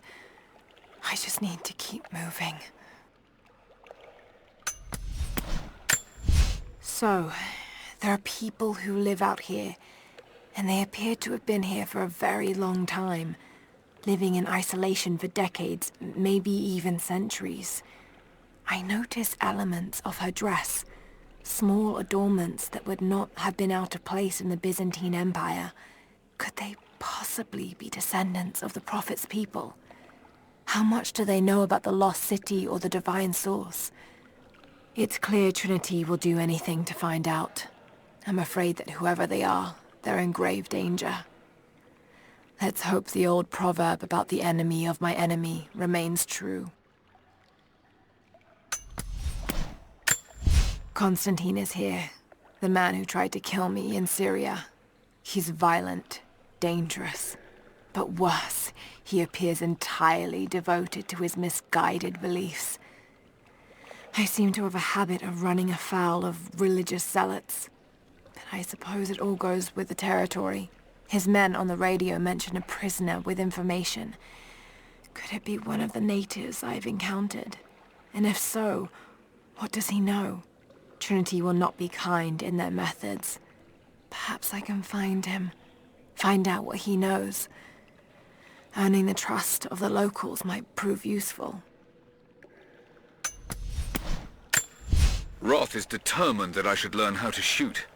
However, he tried to teach me today. I was utterly hopeless. I've always said in the field you can't go wrong with a stout stick and good boots. I told him I was a man of words, not of weapons. He laughed and said that he hoped I could find the right words to slow down a charging bison. I told him that's what he was for. Bless him for trying, though. I don't think there'll be any more lessons, somehow. Roth always said I must have gotten my sharp eyes and steady hands from Mum. That summer, he taught me to shoot instead. I took to it.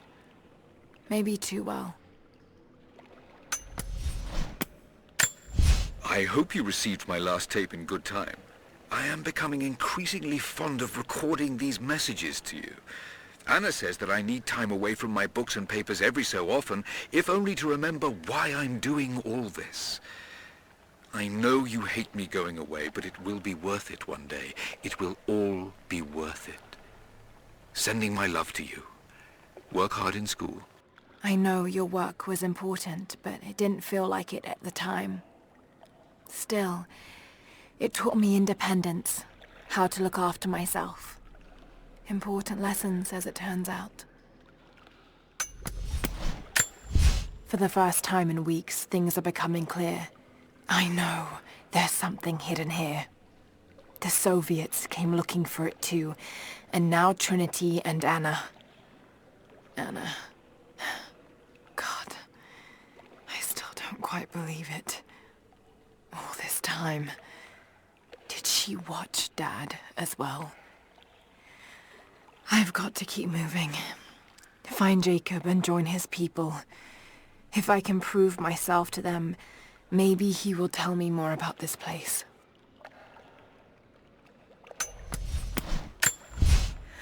Alone again. Jacob's gone ahead.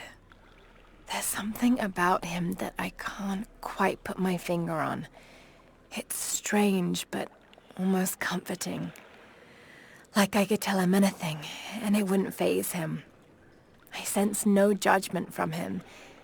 Yet, at the same time, he's hard to read. My instincts tell me he's a good man. He saved my life.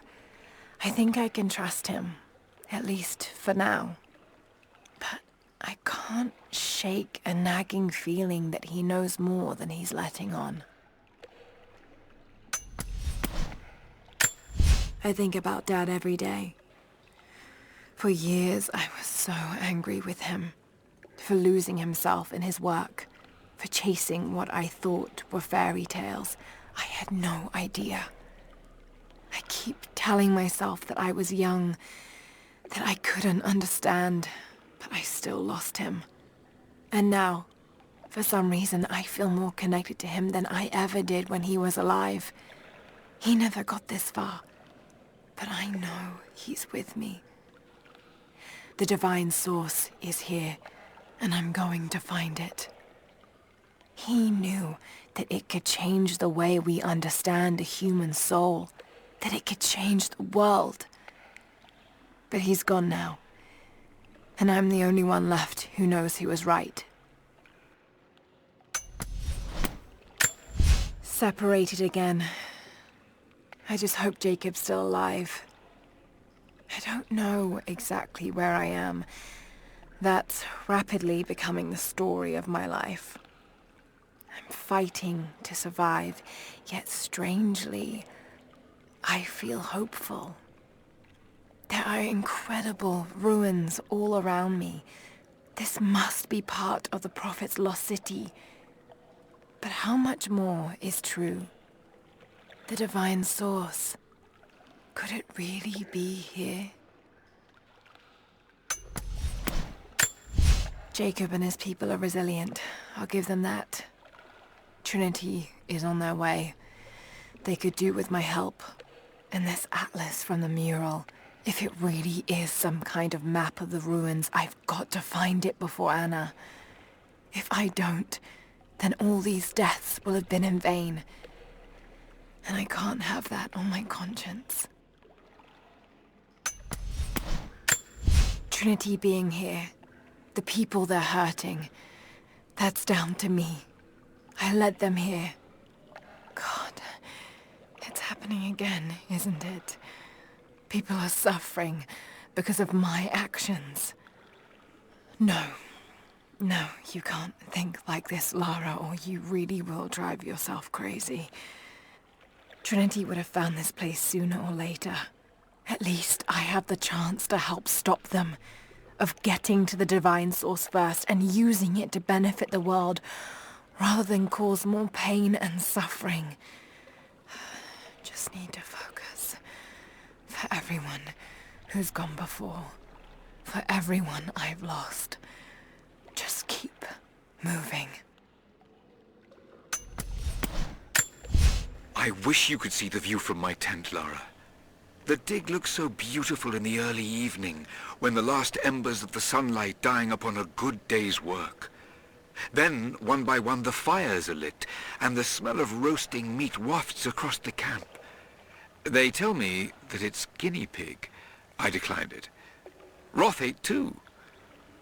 Maybe next time I'll bring you out here too. How did your history test go? Those were my happiest memories, Dad, being out on the digs with you. Especially when you gave me my own little plot to excavate. I liked that. Feeling that I was part of something important. I aced that test, by the way.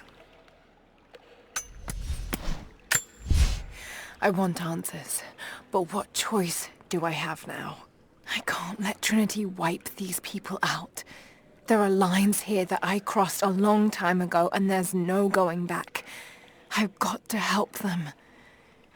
It's clear that Jacob's people would die for him, and he for them. That kind of loyalty is rare, and to find it here at the ends of the earth is truly remarkable. If I fight with them, perhaps Jacob will trust me enough to tell me what's really going on.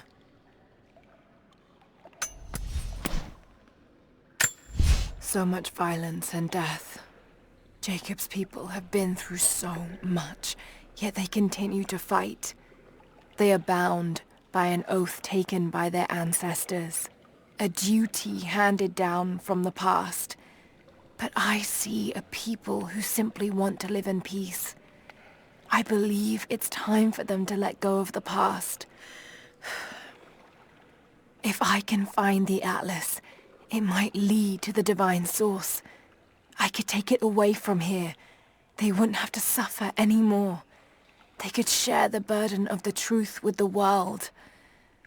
But if all this leads to nothing, I don't know what I'll do. I'm ahead of Anna now, but I don't know what I've gotten myself into here. Something else dwells in the darkness of this place. But I've got to continue. I've come too far. Anna thinks she knows me. And maybe she does on some level, but she doesn't know everything. And as long as she continues to underestimate me, I might still have the upper hand. Someone else was attacking Trinity in the darkness beneath the cathedral. Could it be the Deathless One Sophia spoke of? And if so, what part do they have to play in all of this? I have so many questions. But for now, I'm just relieved. Jonah's alive. I should have known he'd come looking for me. And thank God Jacob's people found him before he ran afoul of Trinity. I never wanted him to follow me into danger. But I have to admit, I'm happy he's here now. They have Jonah now, and the Atlas. But if they think he knows something, there's still a good chance they're keeping him alive. I just hope Jonah can hold out long enough for me to find him. I have to get him back. I won't let him die here. Hang on, Jonah. I'll find you. I know I've spoken little of your mother, Lara, but I want you to know that in the brief time she spent with you, she loved you utterly. We were a very happy little trio, and when we lost her, I was a wreck. I still am. I hope one day I will find answers that will stop this pain. For me it is too late, but for others, maybe not. I'm rambling now. Shouldn't have had that nightcap. Sweet dreams, dearest. Was it all about her? Those questions about life you hoped to answer? Or was that just an excuse? Maybe I reminded you of her too much. God, Lara, you're talking to a ghost. About another ghost. Maybe you need a nightcap. I know that you like to read the archaeological journals now, but I urge you that if you see anything written which is less than pleasant about me, to ignore it. There are those who simply do not understand the work I'm doing here. Perhaps they're even frightened by it, but their fear and stupidity is not my concern, and neither should it be yours. I will explain everything in good time, my darling girl. The people that were frightened, were they Trinity? You never told me. I guess it doesn't matter now anyway. They found their way to me. Now I'm going to have to deal with them. I just have to catch my breath for a moment. This place, Kitezh, Jacob, the Deathless Ones. I've been running so fast for so long, I haven't stopped to acknowledge the simple fact that all of this is real. A part of me can't believe it. But I know Jacob was telling the truth. Whatever made him is here, and I'm going to find it before Trinity. I only wish Dad was alive to share in this discovery. I don't know what I expected an immortal being to be like, but Jacob seems so human. The things he must have seen over the years, all that experience and knowledge, it's difficult to fathom. And yet, he lied to his own people for generations, all for the sake of this secret. What wonders will be unlocked with the divine source? Will humans finally understand the true nature of the soul? Or will it unlock some extraordinary new scientific discovery? One thing is certain. It's too important to allow Trinity to control. Before I even held you, I almost lost you, Lara. Yet you fought back, determined to live, breathe, ball your tiny fists and scream the hospital down. It was the best noise I ever heard. When I went home that snowy night, I cooked myself a steak. Then I drank half a bottle of whiskey, tried to make snowshoes out of tennis rackets, and fell asleep with the cat. I was so damn happy. I think I must have heard that story about a dozen times, and I could hear it a dozen more. I wish that could have lasted. I wish we'd had more time. The soil in this valley is not the rich, black earth of your fertile homeland. The bones of these mountains are not the gentle hills you roamed as children. We are in a new land, and we must learn the language of the stones. Beneath our feet, the sharp rocks hide glittering veins of ore, gold, and chromite, which, when mixed with other alloys, creates a steel that shines like silver. Pain is illusory, just as the body it is tied to. Our souls feel no pain. When we split, rend, and tear our flesh, our souls still soar, unblemished and undamaged. When you learn to separate the lies of our bodies from God's truth of the soul, then the adversary has no hold upon you. Your body may die, torn limb from limb, and you will call out with joy, for your soul is eternal and free of pain. Once we had learned the lessons of our enemies, we grew to surpass them in skill. We learned how to loose arrow after arrow, until the battlefields were so covered with arrow shafts that they resembled a field of wheat. And still we learned. The best riders and archers of Asia Minor no longer opposed us, but instead clamored to join our armies.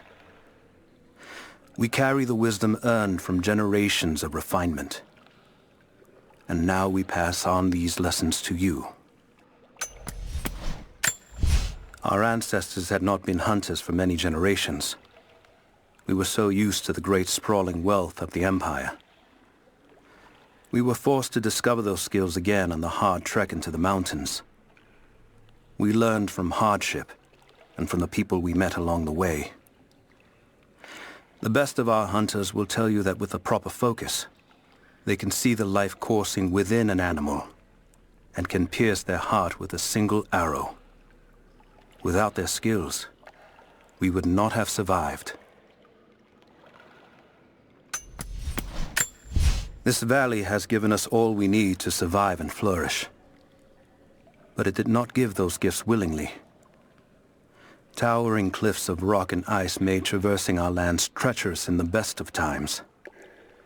Our city now has roads and paths, bridges and walkways. But in the early days, we had only our hands, rope, and simple tools. More than a few of us died, scaling the inhospitable heights. But now we have learned to cross the face of these cliffs, as if we were born to it. Learn from our trails, and the pull of the earth will never hold you down. When the body suffers a wound, it knows how to stitch itself together.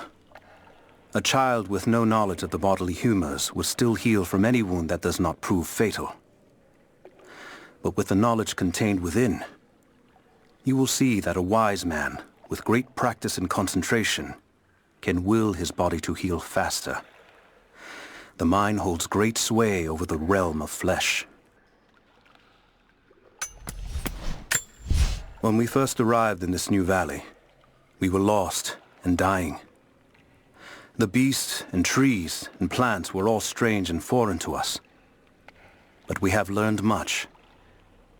It has been a long and painful process, and we discovered through many trials and still more errors what salves and poisons can be made, and what other treasures the valley offers. Let this text be a lesson to those who follow in our footsteps. When we fled the Empire, we left much behind, but nothing so valuable as the secrets of our ancestors. The secret of the war fire. With this weapon, our ancestors broke the invasions of the Persians, the Avars, and the Arabs. They know it by another name, Greek fire, for we alone know the secret. But we had to leave it behind. After many long years, we have at last found the ancient formula.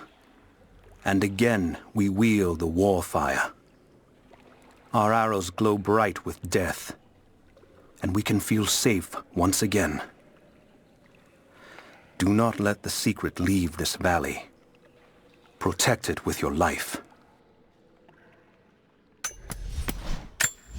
Though the philosophers believe our body is but a dream of the soul, an infection of the flesh or a blow to the skull can end that dream, whether we believe it or not.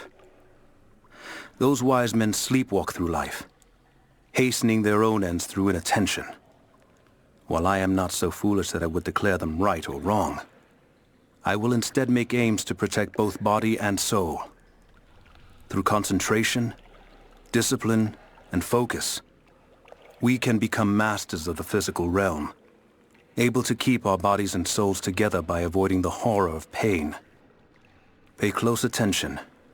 You must always see the sword before it strikes if you hope to live.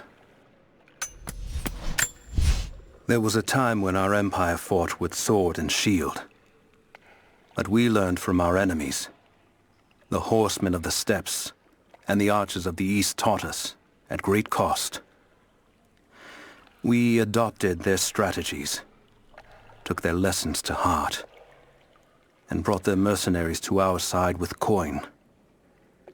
In time, we learned to be just as deadly with a bow, just as quick. Let these lessons, learned in blood, be your birthright as a soldier of the Empire.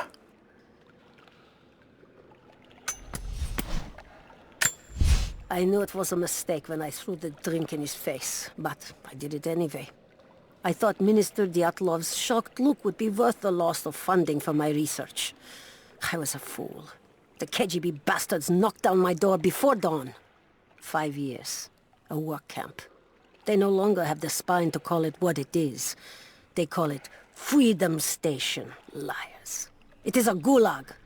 I promised myself I would not let them break me, but I wept for mercy in my first week. I must find a way out.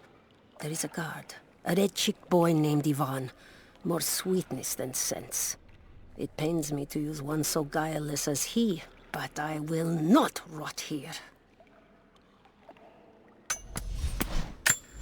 Ivan, I thought it would be simple. Most of these rough, stinking thugs take what they want from the prisoners. I chose Ivan because I thought he would bend, but it is worse than I thought. He is a good man. He does not want to be here any more than I. That sentiment holds little weight when he eats well and sleeps with a blanket. But I credit him with a moral compass these others lack. This place sickens him. He knows his part in it. Hates what he does. I caught him pushing back when he thought no one was watching to calm his guilt. I told him it was not enough. Showed him how to do more. We worked well together. Planned our escape. But it is too late. I am pregnant. We are damned. I never held my daughter. They took her from me on the surgeon's table. I tried to fight, but they are many, and I am weary. Then they dragged me away, split our 3 hearts apart. They have taken me to a hidden vale where ancient ruins stand. They tell me if I cooperate, I will see my family again. I will never trust these monsters, but I do not have a better plan. There are curious flowers here. Exposure to the pollen has left my captors rattled, and they will go no further than our little outpost. They brought me here in the hopes that my expertise in botany would help them find a counteragent. At last, the state has a use for me. I nod and smile. I play the part. But they cannot break me again. For my daughter. For Ivan. I will live. It's been weeks since these bastards dragged me from the gulag. From Ivan and my daughter. To this strange vale. They have tasked me with finding some way of counteracting the unusual effects of the pollen that hangs in the air. Now I believe I have a formula that may work. An extract from the seed pods of the plant. The liver of animals that consume the flowers and have metabolized the toxins. A phenothiazine derivative. The last ingredient is a risk. They have it in large quantities around the gulag, where it is used as an insecticide. It may also act as a rudimentary antipsychotic, bearing a chemical similarity to other compounds I have studied. Or it may be poisonous. I will try the mixture on myself tonight. There was a revolt, a bomb. The native people, the enemies of my enemies, rose up, striking out as we had always dreamed. Ivan and our daughter might have known freedom, but instead they are dead. Killed by the only people that might have saved us. The Soviet cowards with me in the Vale say there is nothing left, that we must await rescue. They say they will protect me, but they jump at the dark, and supplies run low. There will be no rescue. I will live, and my captors will not. Survival is the only truth in this world. They are a superstitious lot. I slip the pollen into their rations, and when they are reduced to weeping husks, I will show them a new face, something they have feared since childhood. Baba Yaga, grandmother serpent, witch. They will die screaming in terror. They deserve so much worse. If I cannot live free, then I will survive alone, in the shadows, until death reunites me with Yvonne and our child. Nadia, my granddaughter. By now you already know. I am going into the Vale to kill the witch, Baba Yaga. I have gone to seek revenge for your grandmother.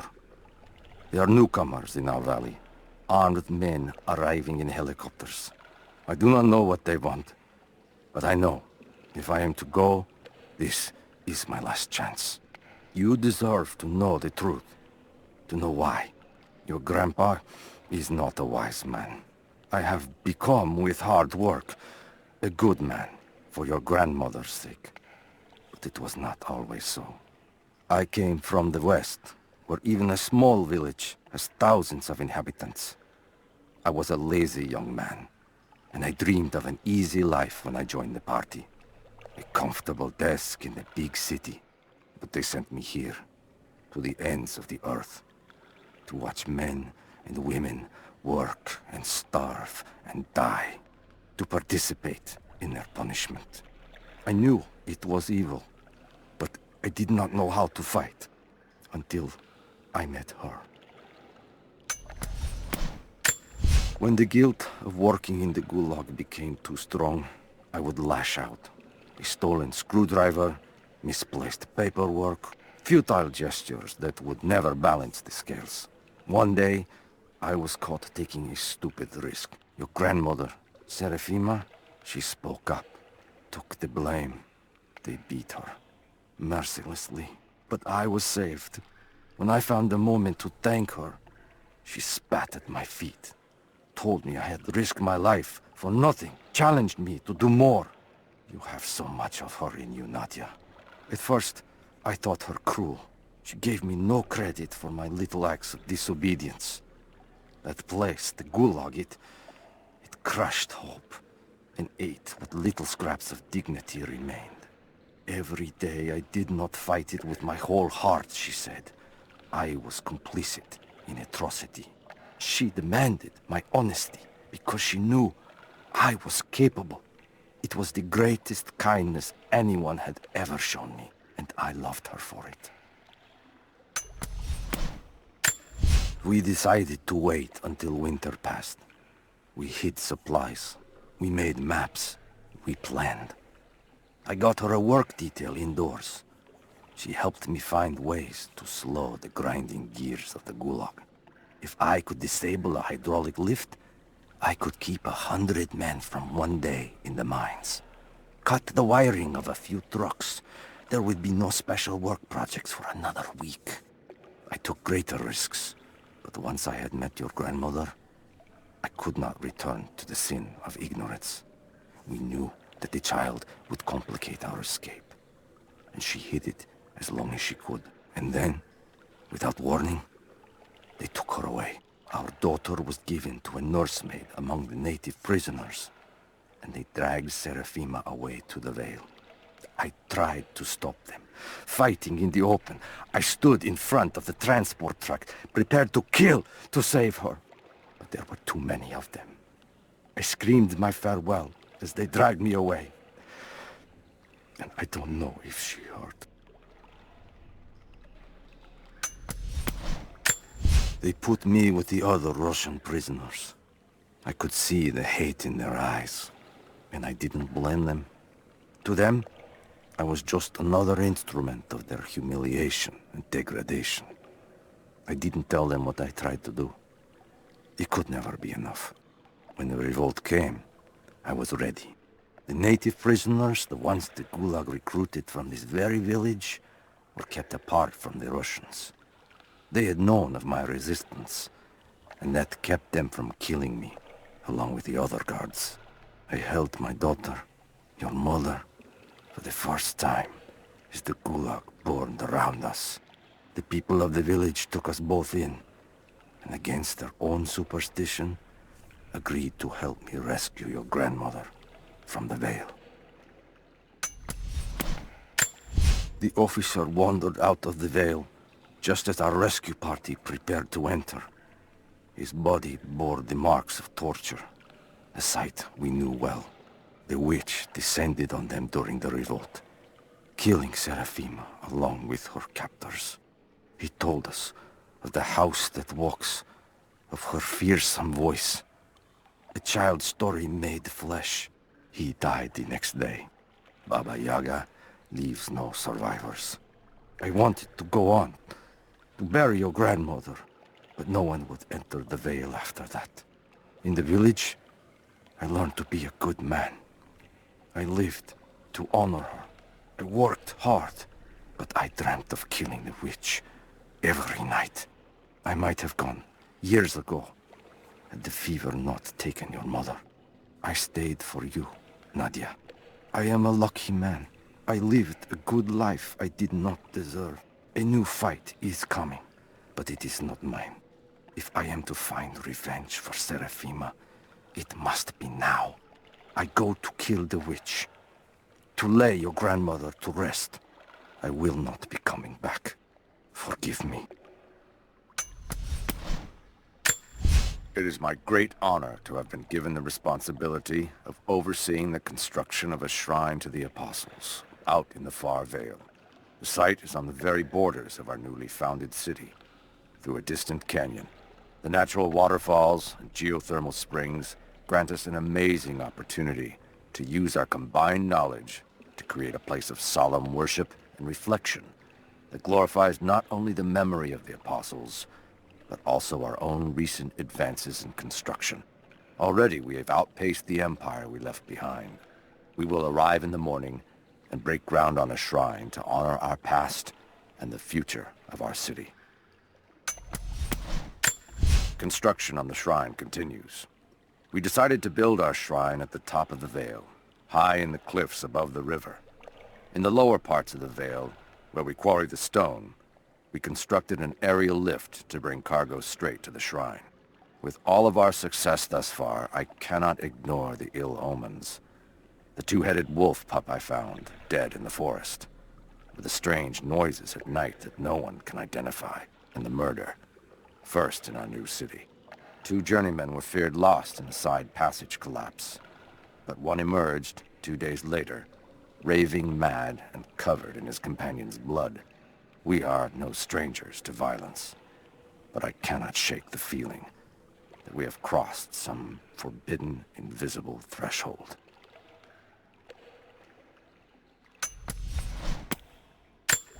I have suspended all construction at the shrine and ordered the workers to prepare for the return trip.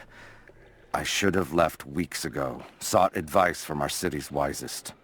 The violence increased, slowly at first, and I passed it off as raw nerves, pressure to succeed. But now it cannot be denied that something evil inhabits the Vale.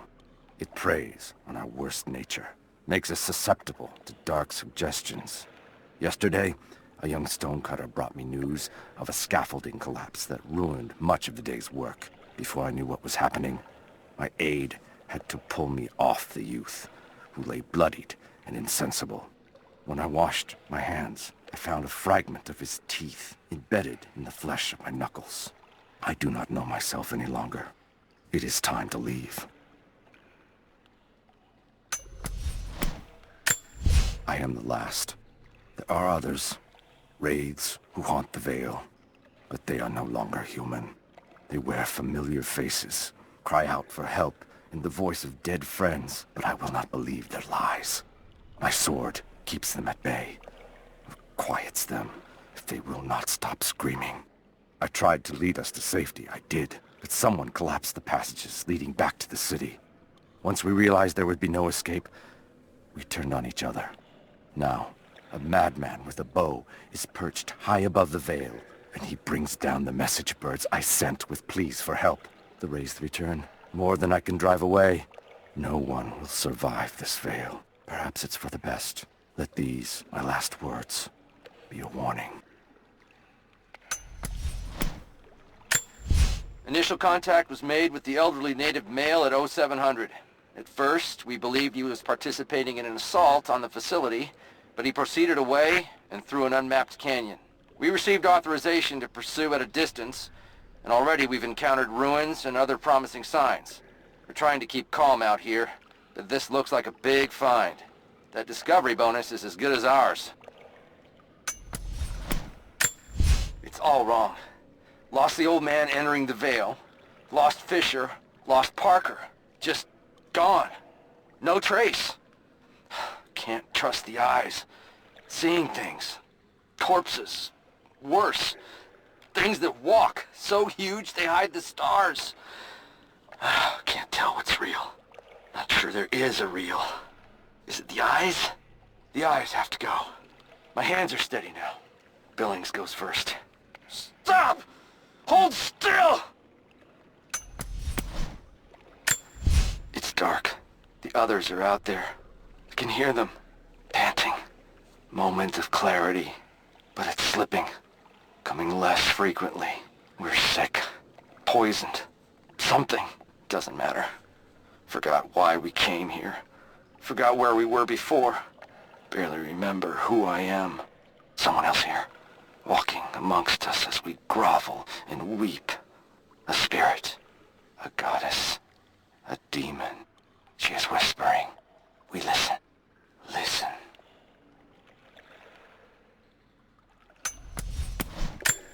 It's her. Always been her. At the margins. In the dark. Always there. She is what we came here for. We just didn't know it until now. She is the center of the world. She can make the fog swirl and choke our minds. She can give us clarity. She spoke her name, Baba Yaga, and our wounds healed. With another word, she split us open again. We are nothing, and we are hers. We will do as she commands. We were made for this.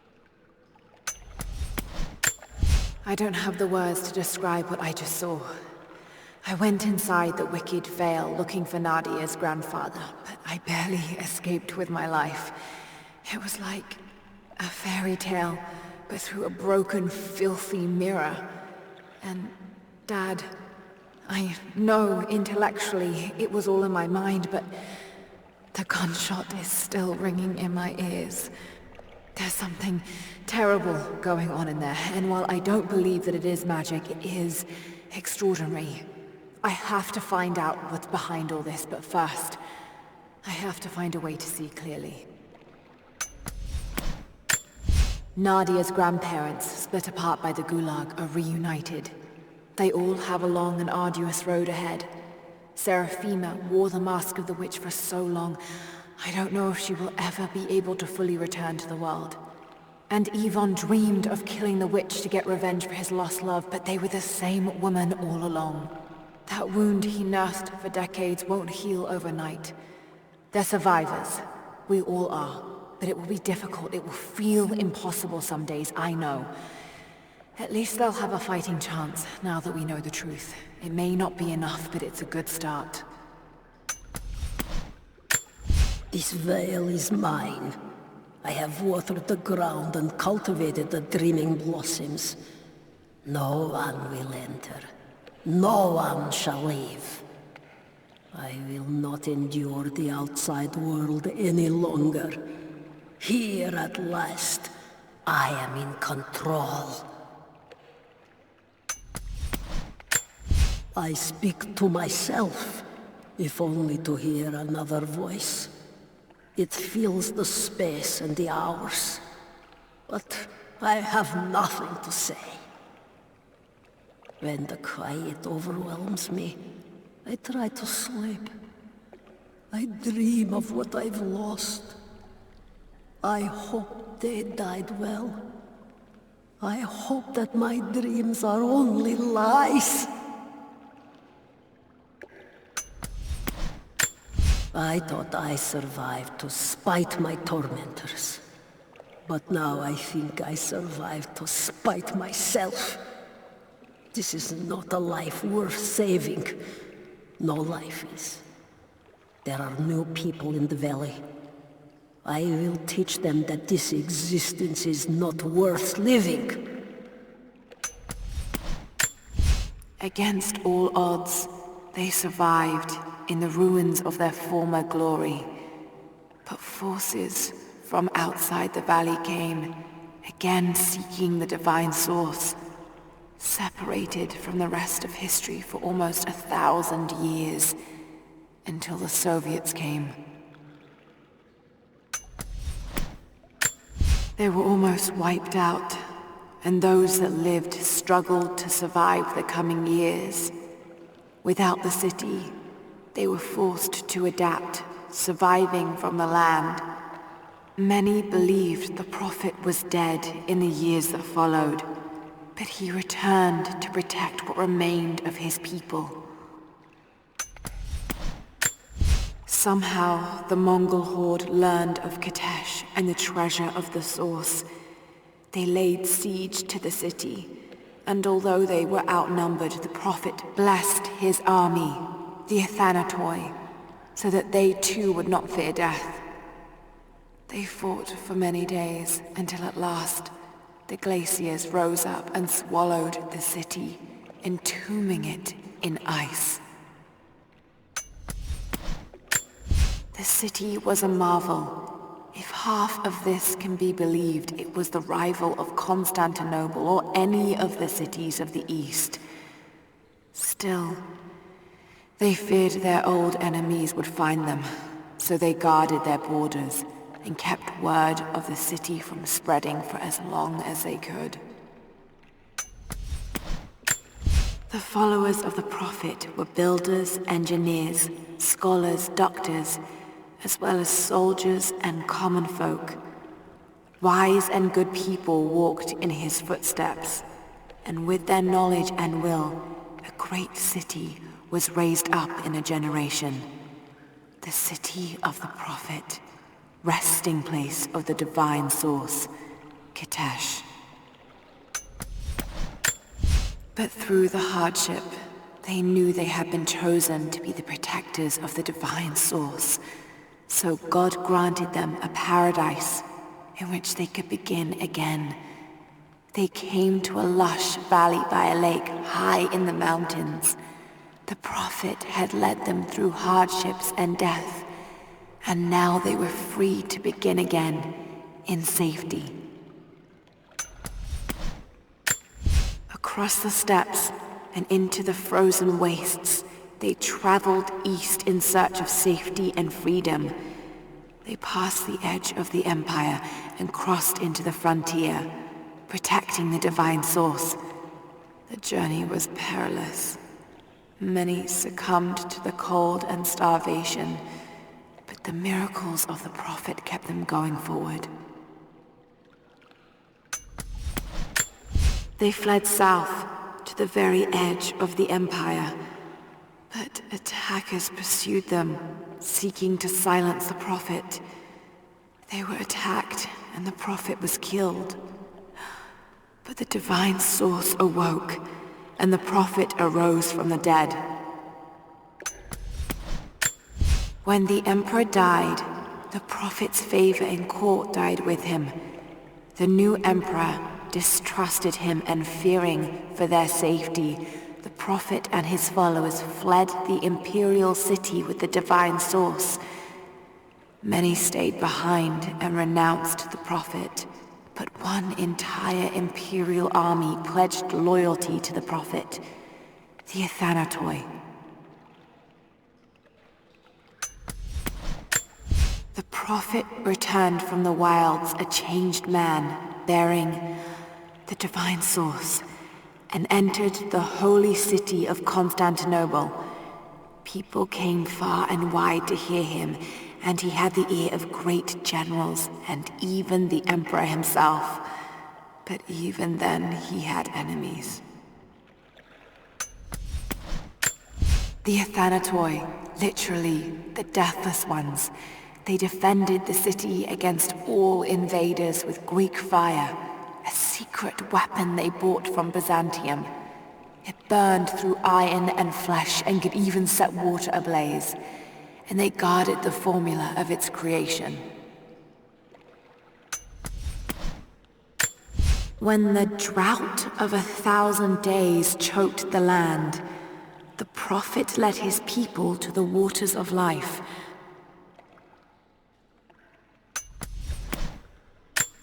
The prophet was slain by the Order of Trinity as they fled Constantinople. But his followers escaped and took his body to the oasis. A great plague descended upon the people, ravaging young and old alike. The prophet went among the afflicted, laying his hands upon them, restoring them to the fullness of life. When the great armies of the north invaded the land, the people rose up to meet them in battle. But the prophet bade them to lay down their arms. He spoke to the enemy in their tongue, and they did depart in peace. We celebrate the miracles of the prophet of Constantinople, who was unjustly taken from us at the hands of the Order of Trinity. But his truth can never be hidden. A plaque celebrating the scientific achievement of the Soviets. It reads, "Motherland, you've been the first to light a star of progress and peace over the earth. Glory to science, glory to labor, glory to the Soviet regime." Another plaque to promote a good work ethic. It reads, "Work hard to fight cold and hunger." If only it were that easy. The plaque is a little more belligerent than the others. It reads, "Enemies must answer for their crimes against the motherland." The symbolism isn't exactly subtle. An image of a man working a farm in the dead of night. It reads, "Night won't prevent us from working." I can't imagine smiling about that. The text reads, "Lenin lived, Lenin lives, Lenin will live forever."